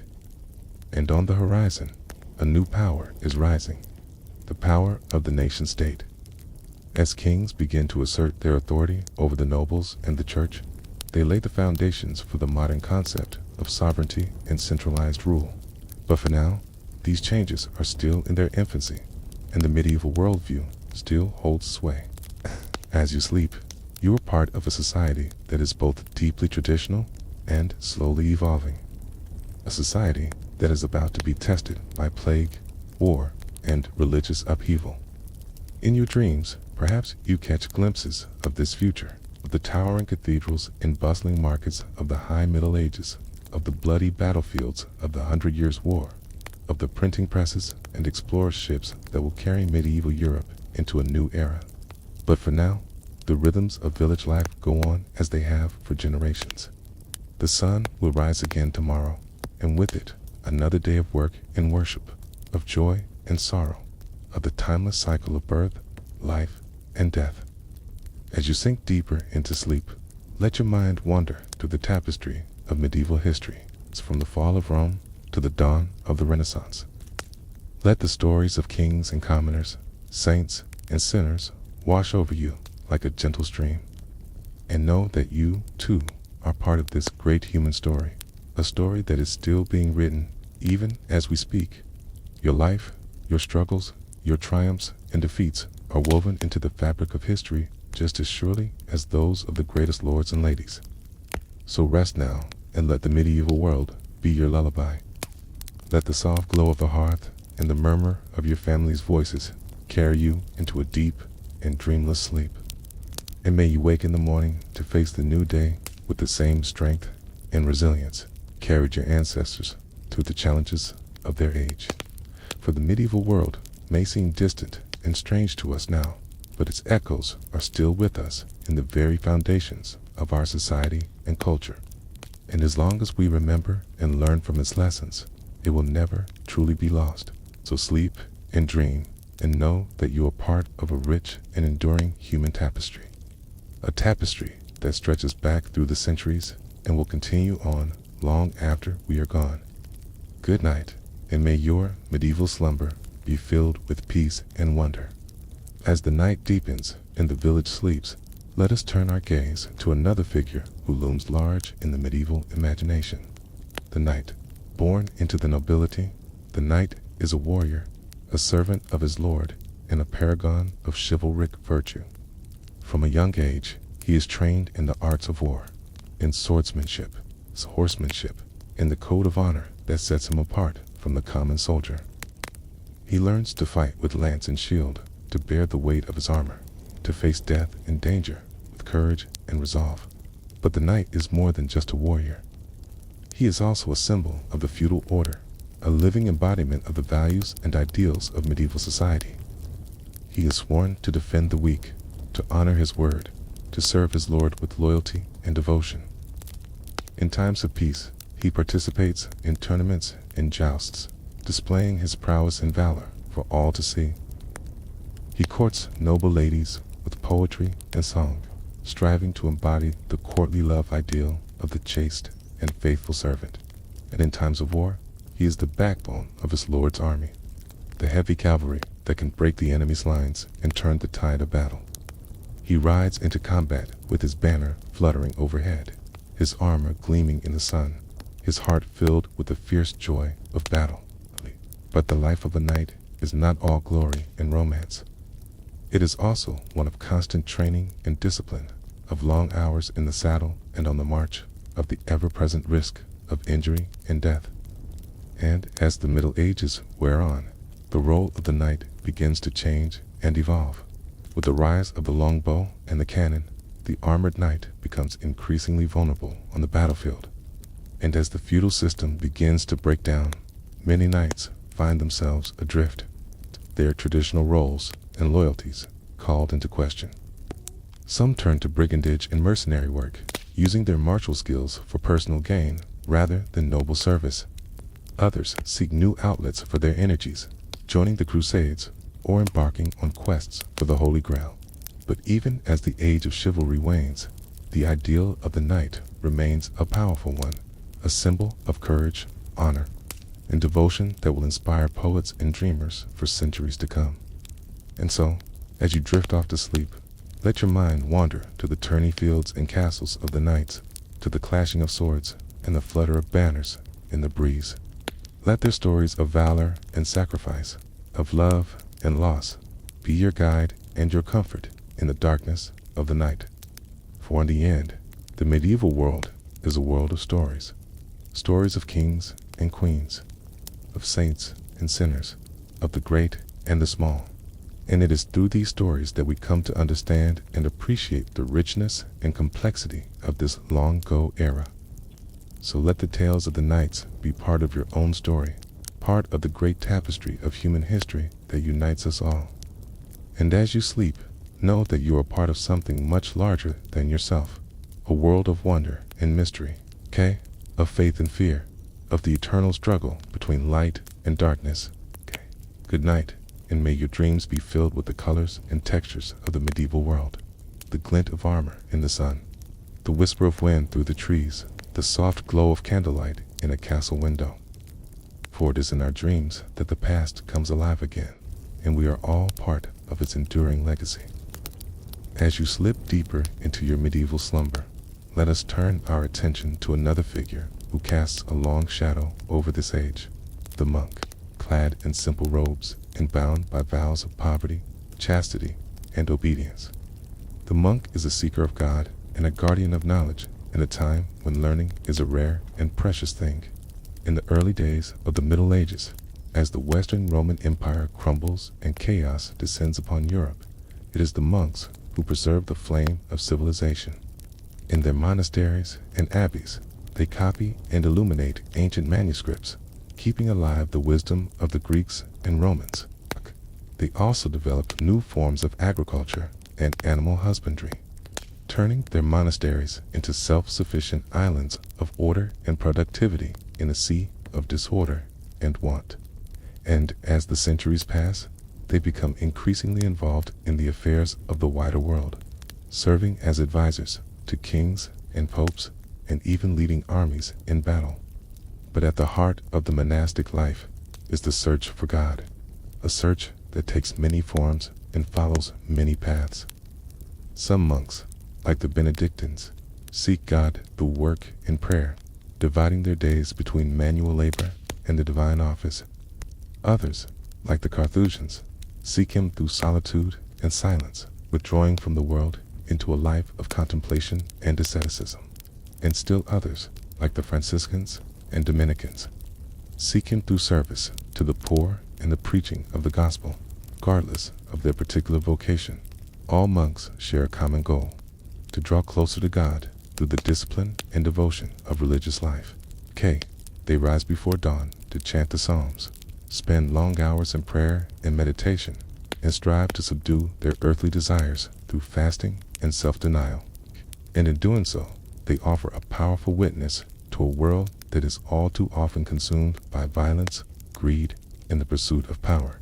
They remind us that there is more to life than the fleeting pleasures of the flesh, and that true happiness and fulfillment can only be found in the love and service of compliant. As you drift off to sleep, let your mind wander to the cloisters and scriptoria of the monks, to the sound of chanting voices and the scratch of quill on parchment. Let their example of devotion and discipline be a comfort and an inspiration to you, a reminder that even in the darkest of times, there is always a light that guides us home. And know that you, too, are called to seek that light, to follow the path of truth and goodness wherever it may lead. For the medieval world may be a world of great darkness and great beauty, but it is also a world that points beyond itself to the eternal truths that lie at the heart of all human striving. So rest now and let the peace of the monastery enfold you like a cloak. Let the prayers of the monks be your lullaby, and the love of God be your guiding star. And may you wake in the morning with a heart renewed and a spirit refreshed, ready to face the challenges and the joys of another day.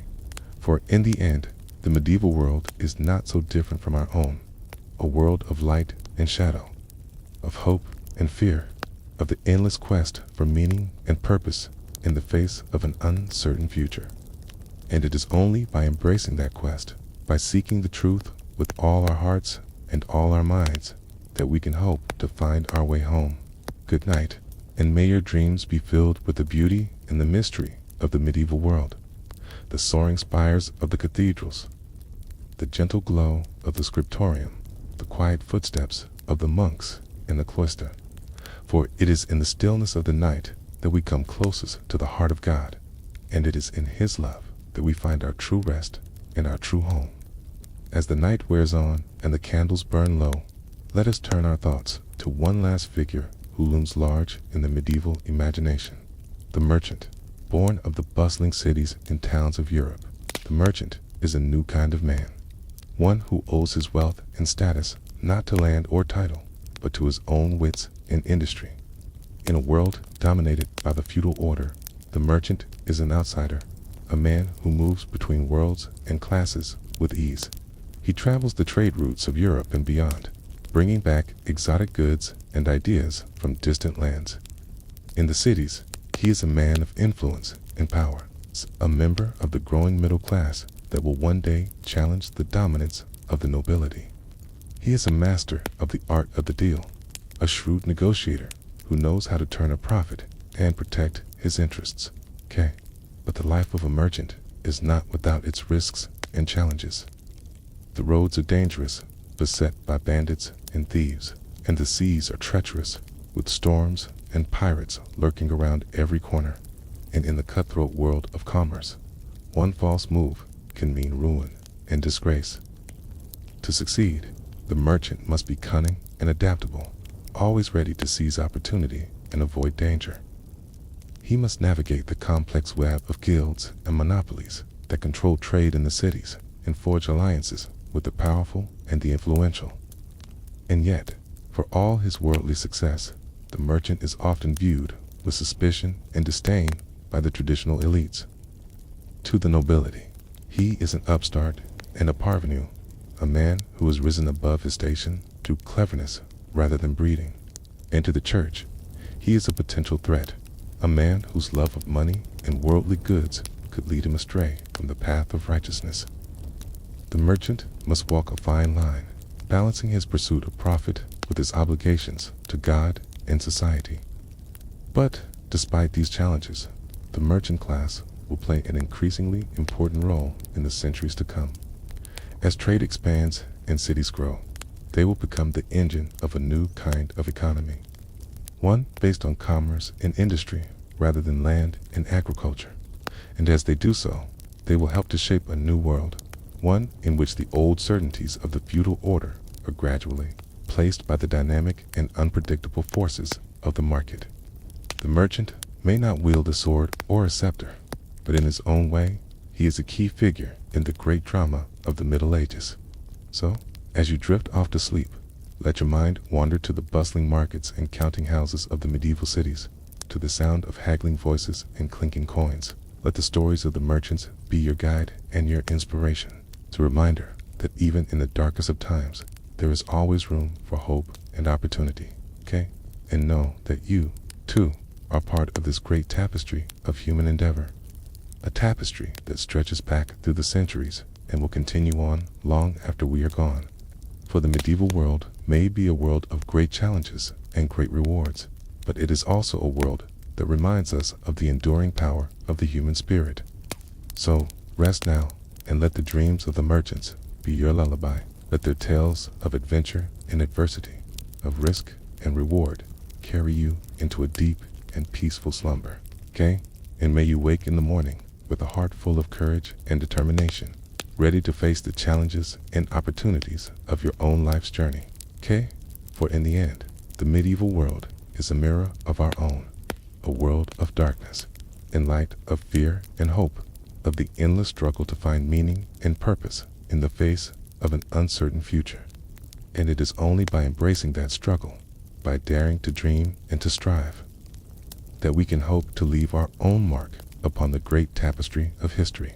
Good night, and may your dreams be filled with the sights and sounds of the medieval world, the bustle of the market square, the gleam of gold and silver, the whispered prayers of the merchant before a long journey.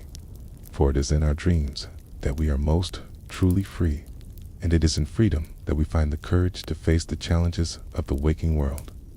As the first light of dawn begins to peek through the shutters, you stir from your slumber, your mind still filled with the sights and sounds of the medieval world. The cock crows outside, heralding the start of a new day, and you can hear the village beginning to come to life around you. You lie still for a moment, savoring the warmth and comfort of your bed, the quiet peace of the early morning. And as you do so, you reflect on the journey you have taken through the pages of history, from the humble peasant to the lofty king, from the pious monk to the worldly merchant. Each of these figures has shown you a different face of the medieval world, a different way of living and thinking and being. And each has left you with a deeper appreciation for the richness and complexity of this long-ago era, for the joys and sorrows, the triumphs and tragedies that marked the lives of our ancestors. But as you rise to face the day ahead, you realize that the true gift of this journey is the understanding that you too are part of this great human story, connected across time to those who came before and those who will come after, as the gentle veil of sleep descends upon you. Let us delve further into the rich tapestry of medieval history, focusing now on some of the most influential and fascinating figures of the time. One such figure was Eleanor of Aquitaine, a woman who defied the conventions of her era and left an indelible mark on the course of European history. Born in 1122 into the wealthy and powerful house of Poitiers, Eleanor was the granddaughter of the famous troubadour William IX, and grew up immersed in the vibrant arts and culture of southern France. At the age of just 15, she inherited the vast duchy of Aquitaine, making her the most eligible bride in Europe. Soon after, she wed Louis VII, the young king of France, in a magnificent ceremony. As queen, Eleanor brought a touch of southern refinement to the northern court, introducing the music, poetry, and courtly love traditions of her homeland. But Eleanor was no mere consort. She was a formidable presence, known for her sharp wit, political acumen, and fierce independence. In 1147, she even accompanied Louis on the ill-fated Second Crusade to the Holy Land, leading her own contingent of knights and ladies through the treacherous terrain of Anatolia. The crusade was a disaster, and the strains it placed on the royal marriage, coupled with Eleanor's failure to produce a male heir, led to its annulment in 1152. But Eleanor's story was far from over. Just 8 weeks after the annulment, she wed Henry Plantagenet, the young Duke of Normandy and Count of Anjou, who 2 years later would ascend to the throne of England as Henry II.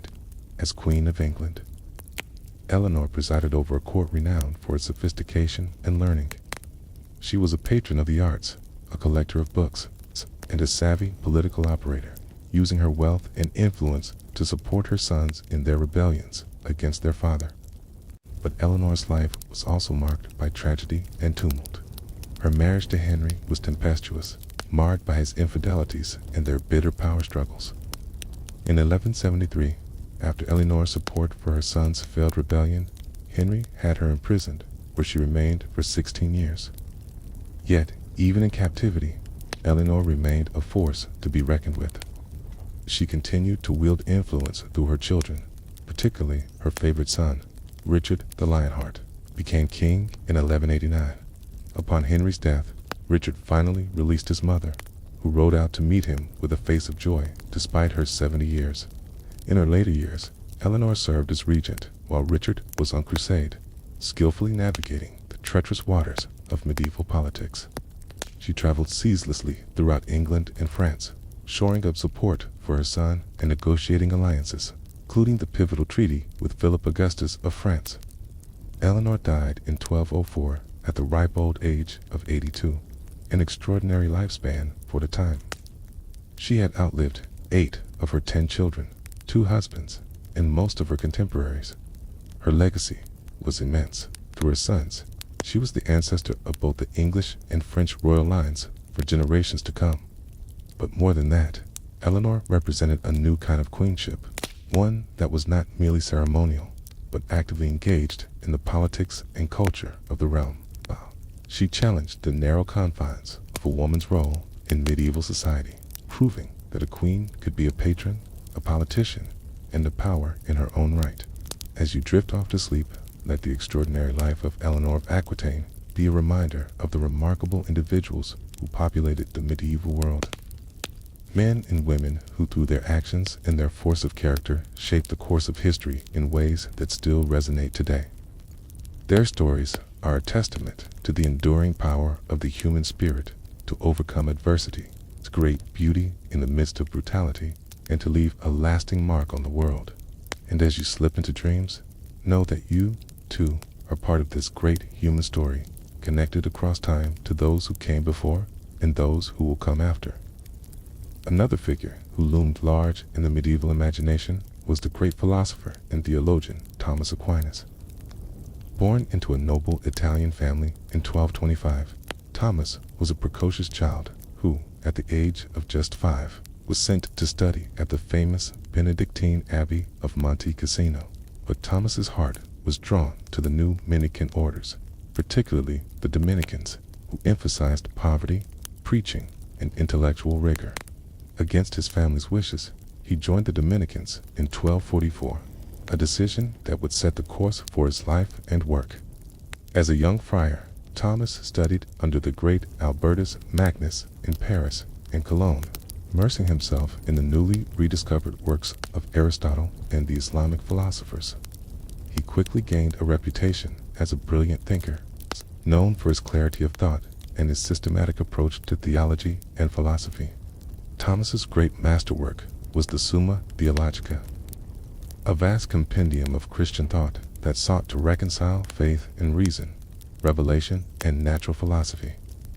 In the Summa, Thomas grappled with the deepest questions of existence: the nature of God, the purpose of human life, the problem of evil, and the path to salvation.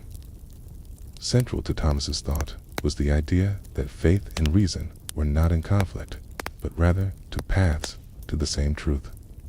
He argued that the truths of revelation, while beyond the grasp of unaided human reason, could never contradict the truths of rational inquiry. For Thomas, the study of nature and the use of reason were not threats to faith, but ways of understanding God's creation and drawing closer to the divine. This idea would have profound implications for the development of Western thought. By insisting on the compatibility of faith and reason, Thomas helped pave the way for the scientific revolution and the Enlightenment. At the same time, his emphasis on the rational basis of faith helped to shape the intellectual culture of the Church for centuries to come. But Thomas was not just an abstract thinker. He was also a deeply spiritual man, known for his humility, his gentleness, and his devotion to the Eucharist. In his final years, while celebrating Mass, he had a mystical experience that left him unable to write. "All that I have written," he said, "seems like straw to me compared to what has now been revealed to me." Thomas died in 1274 at the age of just 49, leaving behind a legacy that would shape the course of Western philosophy and theology for generations. He was canonized in 1323 and declared a doctor of the Church in 1567. Today, he is considered one of the greatest thinkers in the history of Christianity, a man whose ideas continue to resonate and inspire. As you drift off to sleep, let the story of Thomas Aquinas be a reminder of the power of the human mind to grapple the deepest questions of existence and of the enduring quest to find meaning and truth in a complex and often confusing world. And let it also be a reminder of the importance of humility and wonder in the face of the divine mystery. The recognition that, for all our striving and all our knowledge, there is always more to be revealed, always further heights of wisdom and understanding to be scaled. The medieval period was also a time of great artistic flourishing, and nowhere was this more evident than in the soaring cathedrals that began to rise across Europe in the 12th and 13th centuries. These magnificent structures were not just places of worship, but embodiments of the medieval worldview, the belief in a divinely ordered universe, hierarchical and harmonious, in which every element had its appointed place and purpose. One of the most remarkable of these cathedrals was Chartres, located in the picturesque town of the same name, about 50 miles southwest of Paris. The construction of the present cathedral began in 1194, after a fire destroyed much of the previous Romanesque church. Over the next few decades, thousands of workers labored to erect a masterpiece of Gothic architecture, a soaring symphony in stone that would become one of the most iconic buildings of the Middle Ages. At the heart of Chartres Cathedral is the labyrinth, a winding path inlaid in the floor of the nave. This labyrinth, unlike the later hedge mazes of Renaissance gardens, has only one path, leading inexorably to the center and then back out again. For the medieval faithful, walking the labyrinth was a symbolic pilgrimage, a miniature version of the great journey to Jerusalem that was the aspiration of every pious Christian. The labyrinth is just one of the many symbolic elements that pervade every aspect of the cathedral's design. The great western facade, with its 3 portals and rows of sculpted saints and biblical figures, is a stone Bible, a visual catechism for the largely illiterate medieval congregation. The soaring vaults and pointed arches draw the eye and the spirit upward toward the heavenly realms, while the play of light through the great stained glass windows creates an atmosphere of mystery and awe. But Chartres is more than just a work of art or a feat of engineering. Hey, it is a testament to the deep faith and communal spirit of the medieval world. The cathedral was not built by a single wealthy patron, but by the entire community, with the rich and poor alike contributing their labor, their skills, and their resources. The construction site was a place of pilgrimage in itself, with workers coming from all over Europe to lend their efforts to the great endeavor. This sense of shared purpose and divine mission is reflected in the many legends that grew up around the cathedral-esque construction. One tells of a mysterious figure known as the Master of the Labyrinth, a genius architect who appeared one day and directed the building of the great maze, only to disappear just as suddenly when the work was done. Another tells of a miraculous beam of wood that, when the carpenters found it too short, spontaneously elongated itself to the required length. These legends speak to the way in which Chartres and the other great cathedrals of the medieval world were more than just buildings. They were expressions of a shared faith, a common culture, and a collective aspiration toward the divine. They were, in a sense, the embodiment of the medieval worldview itself, the belief in a universe suffused with meaning and purpose, in which every stone and every beam had its place in a great cosmic order.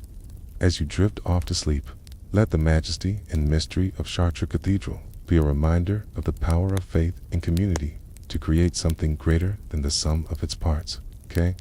And let it also be an invitation to find in your own life those places and moments of transcendence, where the everyday world falls away and you are caught up in something larger than yourself. For the medieval mind, such moments were a glimpse of the divine, a foretaste of the heavenly Jerusalem that awaited the faithful at the end of their earthly pilgrimage. And while our modern world may seem far removed from the certainties and hierarchies of the Middle Ages, the human longing for meaning and connection remains as strong as ever.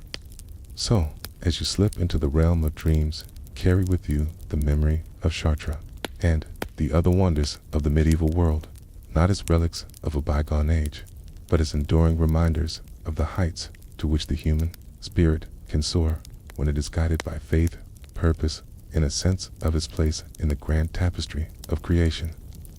The medieval period was also an age of great learning and scholarship, despite the popular image of the era as one of ignorance and superstition. In fact, the 12th and 13th centuries saw a remarkable flowering of intellectual life, centered around the great universities that began to emerge in cities like Paris, Bologna, and Oxford. One of the most important figures in this intellectual revival was Roger Bacon, a 13th century English philosopher and scientist who has been called the first modern thinker.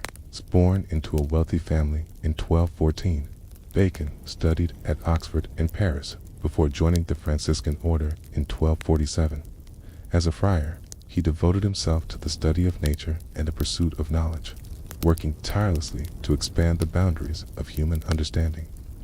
Bacon was a true polymath, with interests ranging from mathematics and optics to linguistics and alchemy. He was one of the first Western thinkers to argue for the importance of empirical observation and experimentation in the study of nature. And he made significant contributions to the fields of optics and astronomy, including a detailed description of the use of lenses for magnification. But Bacon was also a man ahead of his time, and his ideas often brought him into conflict with the authorities of his day.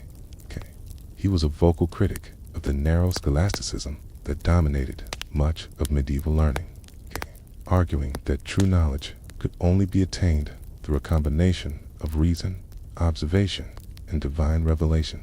In his great work, the Opus Majus, Bacon laid out a sweeping vision for the reform of education and the advancement of knowledge. He argued for the importance of studying languages, particularly Greek and Arabic, in order to access the wisdom of the ancients and the cutting-edge science of the Islamic world. He also emphasized the need for a more practical and empirical approach to learning. One that would equip students with the skills and knowledge needed to navigate the complexities of the world. Bacon's ideas were met with suspicion and even hostility by many of his contemporaries, who saw him as a dangerous radical. He was accused of heresy and sorcery and spent many years in prison as a result of his unconventional views. But despite the obstacles he faced, Bacon never lost his passion for knowledge or his belief in the power of the human mind to unravel the mysteries of the universe. In many ways, Bacon was a man out of step with his time, a visionary thinker who saw beyond the limitations of medieval science and philosophy, and who dared to imagine a world in which knowledge was a tool for the betterment of humanity rather than a weapon of dogma and control.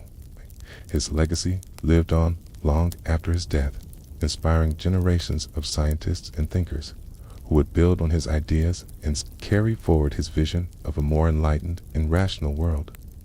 As you drift off to sleep, let the story of Roger Bacon be a reminder of the enduring power of the human intellect to push beyond the tabula boundaries of the known and to imagine new possibilities for the future.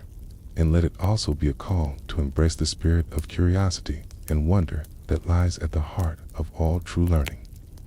The desire to understand the world in all its complexity and beauty, and to use that understanding to make a positive difference in the lives of others. For while the medieval world may seem distant and foreign to us today, the basic human impulse to explore, to discover, and to create is as strong now as it ever was. And as we navigate the challenges and uncertainties of our own time, we can draw strength and inspiration from the example of thinkers like Roger Bacon, men and women who dared to question the received wisdom of their age and who worked tirelessly to expand the frontiers of human knowledge and understanding.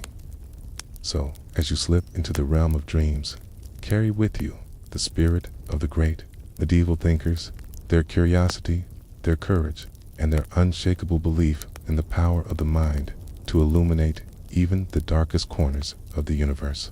And know that, in your own way, you, too, are part of this great and ongoing quest for truth and meaning. A quest that connects us across the centuries and reminds us of our common humanity. The figure of the knight looms large in our popular image of the Middle Ages, a figure of chivalry and romance, of brave deeds and courtly love. But the reality of knighthood was often far removed from the idealized image of the storybooks. To be a knight in medieval Europe was to occupy a unique and often precarious position, caught between the demands of feudal society and the changing realities of warfare and politics. One of the most famous knights of the medieval period was William Marshall, a man whose life embodied both the ideals and the realities of knighthood. A teen, born in 1146 into a minor noble family, William was given as a hostage to King Stephen of England at the age of 5, a common practice in the feudal system to ensure the loyalty of vassal lords. Despite this inauspicious start, William would go on to become one of the most celebrated knights of his age. He distinguished himself in tournaments and on the battlefield, serving under 5 English kings and earning a reputation as a paragon of chivalry and honor. He was a skilled diplomat as well as a warrior, and played a key role in negotiating the peace between England and France in the early 13th century. But William's life was also marked by the harsh realities of medieval politics and warfare. He was captured and held for ransom several times, and fought in numerous battles and campaigns across Europe and the Holy Land. He saw firsthand the brutality and chaos of the Crusades and the deep divisions within Christendom that they exposed. Despite these challenges, William remained true to his ideals of knighthood throughout his life. He was known for his loyalty, his courage, and his sense of fair play, even in the face of great adversity. He was a patron of the arts and a supporter of the church, and used his influence to promote justice and stability in a turbulent age. In many ways, William Marshall embodies the complex and contradictory nature of knighthood in the Middle Ages. On the one hand, knights were the embodiment of a high medieval ideal, brave, chivalrous, and devoted to the service of God and their feudal lords. They were the backbone of the medieval military system, and played a key role in the expansion and defense of Christendom. But at the same time, knights were also deeply enmeshed in the brutal realities of medieval warfare and politics. They were often caught up in the endless cycle of feudal violence and revenge, and their loyalty to their lords could lead them into conflict with the broader interests of society. The ideals of chivalry, while noble in theory, were often honored more in the breach than in the observance. As you drift off to sleep, let the echoes of the medieval world fade into the realm of dreams. Let us linger a moment longer on the rich tapestry of life in those times. The clatter of hooves on cobblestones, the clang of the blacksmith's hammer, the tolling of church bells. These were the sounds that marked the rhythm of daily existence. For the vast majority, life was a struggle against the elements, against hunger and disease. The peasant in the field, the weaver at the loom, the masons chipping away at a block of stone. Their lives were defined by toil, their horizons often limited to the village or town of their birth. But even in the midst of hardship, there was community. The bonds of family, of shared labor and shared faith, wove people together. In the evenings, around the hearth fire, stories were told of brave knights and holy saints, of mischievous spirits and miraculous events. These tales, passed down through generations, provided comfort and wisdom, a way of making sense of the world. And what a world it was, a place of extremes, of soaring beauty and grim brutality. The same society that produced the delicate tracery of a Gothic cathedral also bore witness to the horrors of the torture chamber. The chivalric ideals of honor and courtesy coexisted with the harsh realities of feudal oppression. It was a world of hierarchy, where every person knew their place in the great chain of being. The king sat at the top, ruling by divine right, followed by the nobles, the clergy, the merchants, and finally the peasants. To question this order was to question the very will of God. But change was coming, slowly but inexorably. The growth of towns and trade, the spread of learning, the weakening of feudal bonds, all these factors were transforming society. The old ways were giving way to the new, even if the process would take centuries to unfold. One harbinger of this change was the rise of the merchant class. These were men who had grown rich, not through land or lineage, but through trade and commerce. They were a new kind of power in the world, one based on money rather than might. In the great trading cities of Italy and the Low Countries, these merchants built palatial homes, patronized artists and scholars, and began to challenge the dominance of the old aristocracy. They were the vanguard of a new era, one in which wealth and enterprise would increasingly shape the course of events. But for now, in the sleepy villages and craggy castles of the medieval landscape, life went on much as it had for generations. The farmer tilled his field, the monk illuminated his manuscript, the lady embroidered her tapestry. Each played their part in the great drama of existence, bound by tradition and faith. As you drift deeper into sleep, let your mind wander through this lost world. Imagine yourself walking the narrow, winding streets of a medieval town, passing the open-air stalls of the market, the workshops of the craftsmen. Hear the cries of the street vendors hawking their wares. Smell the pungent mix of spices, smoke, and humanity. Or picture yourself in a monastery garden, surrounded by the gentle hum of bees and the rustle of robes. Watch the monks at their work, tending the herbs and vegetables, copying ancient texts with painstaking care. Feel the sense of peace and purpose that pervades this cloistered world. And as you slip further into dreams, let the great events of the age swirl around you like mist. The clash of armies on a distant battlefield, the pageantry of a royal procession, the fervor of a religious pilgrimage. These are the moments that define the medieval era, that echo through history. But remember, too, the smaller moments, the ones that make up the warp and weft of daily life. The laughter of children playing in a sunlit field, the warmth of a fire on a cold winter's night, the comfort of a shared meal with loved ones. These are the timeless experiences that connect us across the centuries, that remind us of our common humanity. As you finally drift off into the realm of dreams, take with you a sense of the richness and complexity of the medieval world. It was a time of great darkness and great light, of cruelty and kindness, of ignorance and wisdom, and in its joys and sorrows, its triumphs and tragedies. It reflects the eternal human condition, the endless struggle to find meaning and purpose in a changeful world. So sleep now, and let the distant strains of a lute, the soft chant of a prayer, the whisper of wind through a castle embrace carry you into the depths of slumber. And as you dream, remember that you're part of a story that stretches back through the ages. A story of which the medieval era is but one chapter in an endlessly unfolding tale. The medieval world may be gone, but it is not forgotten. Its legacy lives on in the stones of our cities, the pages of our books, the very fabric of our thought. And as long as we remember and recount its stories, as long as we strive to learn from its wisdom and avoid its follies, it will continue to shape us, to guide us, to inspire us. So let us bid farewell to the Middle Ages, but let us not forget them. Let us carry their lessons with us as we navigate the uncertainties of our own time, as we seek to build a world that is more just, more compassionate, more enlightened.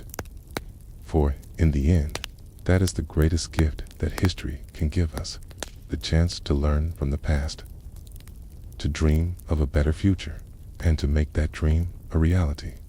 Good night, dear listener, and may your dreams be filled with the wonders and the wisdom of the ages.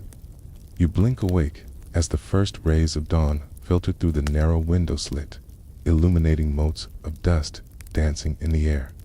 The room is small and sparse, with walls of rough-hewn stone and a floor of beaten earth. A simple wooden cross hangs above the narrow bed where you lie, a reminder of the omnipresence of the church in this medieval world. You rise and stretch, feeling the coarse fabric of your monk's habit against your skin. The life of a monk is one of simplicity, devotion, and routine. You begin each day with prayer, kneeling on the cold stone floor of the monastery chapel. As the first Mass is sung, the voices of your fellow monks rise in Gregorian chant, the ancient Latin words echoing off the vaulted ceiling. After Mass, you break your fast with a simple meal of bread and ale in the refectory. The fare is plain but nourishing, meant to sustain the body without indulging the senses. Gluttony is a sin, after all, and the monks are meant to lead a life of asceticism and self-denial. With breakfast done, you head to the scriptorium, the room where the monastery's precious books and manuscripts are kept. Here, monks spend their days painstakingly copying texts by hand, preserving the knowledge of the ancients and the teachings of the church. It is slow, exacting work, requiring great patience and skill. You settle at your desk, a slanted wooden surface with a hole for an ink pot. You take up your quill, dip it in the ink, and begin to write, carefully forming each letter on the parchment before you. The scriptorium is silent, save for the scratching of quills and the occasional cough or shuffle of feet. As you work, your mind begins to wander, reflecting on the role of the monastery in medieval society. Monasteries are more than just religious houses. They are centers of learning, charity, and economic power. They provide education for the sons of nobles and a place of refuge for the poor and sick. They also control vast tracts of land granted to them by pious donors, which are worked by peasants in exchange for the monks' prayers and spiritual guidance. But not all is peaceful within the monastery walls. Politics and power struggles are as prevalent here as in any royal court. Ambitious monks vie for positions of authority, currying favor with wealthy patrons and influential bishops. Some even dream of rising to the ultimate position, the papacy itself. As the day wears on, you set aside your quill and stretch your cramped fingers. It is time for the midday meal, a slightly more substantial repast of stewed vegetables, fish, and bread. The monks eat in silence, listening to one of their numbers read aloud from the Bible or the lives of the saints. After the meal, there is time for contemplation and study. You walk in the monastery gardens, enjoying the sun's warmth and the gentle buzz of bees in the herb beds. You watch a group of novices, young men just beginning their monastic lives, as they are put through their paces by a stern-looking master. They are learning the rule of Saint Benedict, the strict code that governs every aspect of monastic life. As the sun begins to set, you return to the chapel for Vespers, the evening prayer service. The monks' chants are slower now, more contemplative. The flickering candlelight casts dancing shadows on the walls, creating an atmosphere of mystery and serenity. After Vespers, you retire to your cell for a few hours of sleep before rising again in the dead of night for matins, the first of the canonical hours. This is the pattern of your days, a ceaseless round of prayer, work, and contemplation. It is a hard life, one of self-denial and discipline, but it is also a life of purpose and spiritual fulfillment. In a world rife with violence, disease, and uncertainty, the monastery provides a haven of peace and stability. It is a beacon of light in the often dark times of the Middle Ages. As you drift off to sleep, you reflect on the paradoxes of monastic life. To the outside world, it may seem a life of confinement and restriction, but for those called to it, it is a life of liberation, freeing the soul from the snares of the material world to contemplate the divine. In your dreams, you see the great monasteries of the age: Monte Cassino in Italy, Cluny in France, Lindisfarne in England. You see the monks at their labors, copying manuscripts, tending gardens, offering succor to the poor and weary. And you see the great saints and scholars that the monasteries have produced: Benedict, Bede, Alcuin, Bernard of Clairvaux. The monasteries are the guardians of knowledge and culture in a turbulent age. They are the bridge between the classical world and the Renaissance to come. And for now, in this moment, you are a part of that grand tradition, a small but vital thread in the great tapestry of medieval life. As you sleep, the night passes and a new dawn approaches. The monastery bells will soon ring out, calling the faithful to prayer, and you will rise, ready to begin another day in the service of God and your fellow man in this fascinating, challenging world of the Middle Ages. But for now, rest. Let the peace of the monastery enfold you, and dream of a world where the light of knowledge and faith shines bright against the darkness. In the morning, that world will be yours to shape, one prayer, one deed, one moment at a time. The scene fades, and you sink deeper into sleep, the medieval monastery dissolving into the mists of dreams. The chants of the monks echo in your mind, a soothing lullaby from a distant age. And as you sleep, the wisdom and lessons of that age settle into your soul, enriching and enlightening, even as the modern world seems so far away. For that is the magic of history. It is never truly past, but alive within us, shaping our present and our future in ways we may not always understand. And in the depths of a medieval monastery, in the simple rhythms of prayer and work, in the quiet scratching of a quill on parchment, lie truths that echo across the centuries, waiting to be rediscovered by each new generation. So sleep now, and let the medieval world be your guide and your companion through the realms of night. In the morning, you will awake, perhaps with a new understanding, a new appreciation for the richness and complexity of the human story. And the medieval monastery, with its chants and its bells, its saints and its scholars, will be a part of you, a reminder of the enduring power of faith, knowledge, and the indomitable human spirit. As the night deepens, the script comes to a close, leaving you to your dreams and the endless possibilities of the medieval world. May your sleep be blessed with the peace of the monasteries. May you awake refreshed, inspired, and ready to embrace the day ahead. But the journey through medieval history is far from over. There are still many more tales to be told, many more characters to meet, many more lessons to be learned. And so, as you drift off into the welcoming embrace of sleep, know that the story continues. waiting for you to take up the quill and add your own chapter to the never-ending chronicle of human experience. Good night, dear listener, and may your dreams be filled with the wonders and the wisdom of the Middle Ages. Until next time, when we shall meet again in the pages of history, in the realm of sleep and story, in the enduring magic of the human imagination, fare thee well, and sleep in peace, as the echoes of the medieval world fade into the mists of your dreams. Let us turn our attention to one of the most fascinating and influential figures of the era, a man who rose from obscurity to become the most powerful ruler in Europe, and whose legacy would shape the course of history for centuries to come. His name was Charlemagne, and his story is one of ambition, conquest, and the forging of an empire that would lay the foundations for the modern nation-states of Europe. Charlemagne was born in the year 742 into a noble family of the Franks, a Germanic people who had settled in the lands of modern-day France and Germany.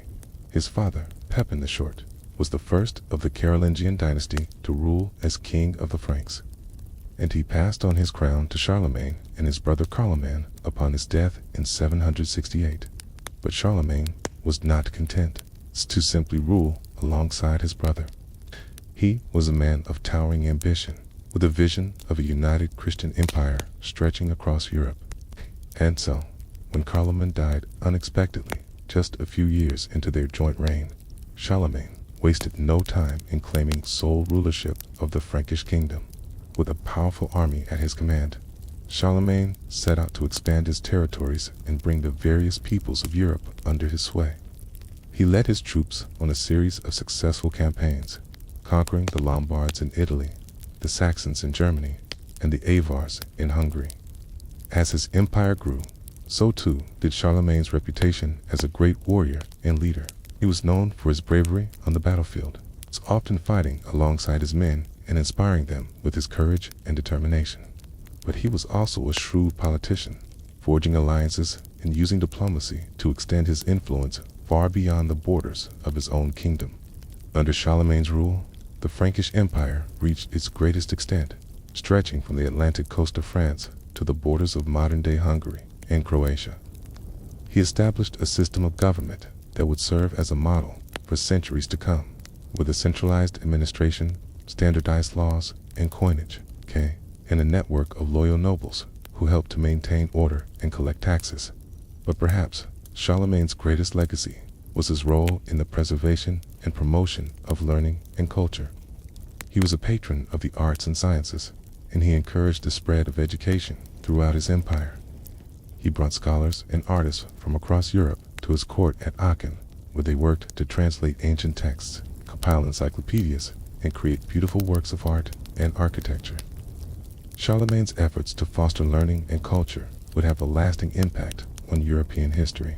The so-called Carolingian Renaissance that flourished under his rule saw a revival of classical learning and a renewed interest in the works of ancient authors like Cicero and Virgil. This intellectual flowering would lay the groundwork for the later Renaissance of the 14th and 15th centuries, which would transform European art, literature, and science. But perhaps the most enduring symbol of Charlemagne's legacy is the imperial crown that he wore as Emperor of the Romans in the year 800 on Christmas Day. Pope Leo III placed a crown on Charlemagne's head in St. Peter's Basilica in Rome, proclaiming him the new Emperor of the West. This coronation was a momentous event, marking the first time since the fall of the Roman Empire that a ruler had claimed the title of Emperor in Western Europe. This was a powerful statement of Charlemagne's authority and prestige, and a recognition of his role as a defender of the Christian faith and the protector of the Church. Of course, the reality of Charlemagne's empire was far from the idealized vision of a united Christian realm. His conquests were often brutal, and his efforts to impose his will on the various peoples of Europe were met with resistance and rebellion. The empire he built would not long survive his death in 814, as his successors struggled to maintain control over the vast and disparate territories he had brought under Frankish rule. But despite the challenges and setbacks he faced, there is no denying the immense impact that Charlemagne had on the course of European history. He was a towering figure who left an indelible mark on the medieval world, shaping its politics, culture, and religion in ways that would resonate for centuries to come. As you drift deeper into sleep, let the story of Charlemagne be a reminder of the enduring power of vision, ambition, and leadership. For even in the darkest and most turbulent of times, there are those who rise above the fray to leave a lasting legacy that echoes through the ages. And so, as the last embers of the day fade into the cool embrace of night, let your mind wander back to that distant time, to a world of kings and emperors, of knights and castles of faith and learning. Let the gentle currents of history carry you off to a place of dreams where the great figures of the past come alive once more, and the timeless tales of human endeavor unfold in all their richness and complexity. For in the end, the story of Charlemagne is not just the story of one man, but the story of us all, of the endless struggle to build something greater than ourselves, to leave a mark on the world that will endure long after we are gone. It is a story of hope and inspiration, of the indomitable human spirit that refuses to be bound by the limitations of the present, but instead reaches ever upward towards the infinite possibilities of the future. So let yourself be lulled by the soft whispers of the past as the great pageant of history plays out in your mind's eye. Let the cares of the day slip away and surrender yourself to the gentle embrace of sleep, secure in the knowledge that you are part of a grand and enduring tapestry woven through the ages by the dreams and deeds of those who came before. And as you drift off into the welcoming arms of slumber, know that the legacy of Charlemagne and of all the great figures of history lives on in you, and the courage and determination that you bring to each new day in the endless quest for knowledge and understanding that drives you forward in the unquenchable thirst for beauty and meaning that stirs your soul. For in the end, we are all the inheritors of this great and glorious tradition, the bearers of a flame that has been passed down through the generations, from the dawn of civilization to the present day. And it is up to us to carry that flame forward, to nurture it and tend it, to pass it on to those who will come after us, so that the light of human progress may never be extinguished, but may shine on, bright and undiminished, for all the ages to come. So rest now, and let the dreams of history be your guide. You journey through the long and winding path of human experience towards a future filled with wonder and promise. For the medieval world may have passed away, but its spirit lives on in you, and in all those who dare to dream of a better world. A world of peace and prosperity, of justice and compassion, of endless possibility and untold adventure. As the great wheel of time turns on, carrying us ever forward into the unknown, let us hold fast to the lessons of the past and to the enduring values that have sustained us through the centuries. Let us be guided by the example of the great men and women who have gone before us, and let us strive always to build a world that is worthy of their sacrifice and their dreams. And so, as the last light fades and the veil of sleep descends upon you, know that you are not alone, but are part of a great and noble tradition, stretching back through the mists of time to the very dawn of human history. And know that, no matter what challenges and trials may lie ahead, you have the strength and the courage to face them, armed with the wisdom of the ages and the unshakable conviction that a better world is always possible, if only we have the will to make it so.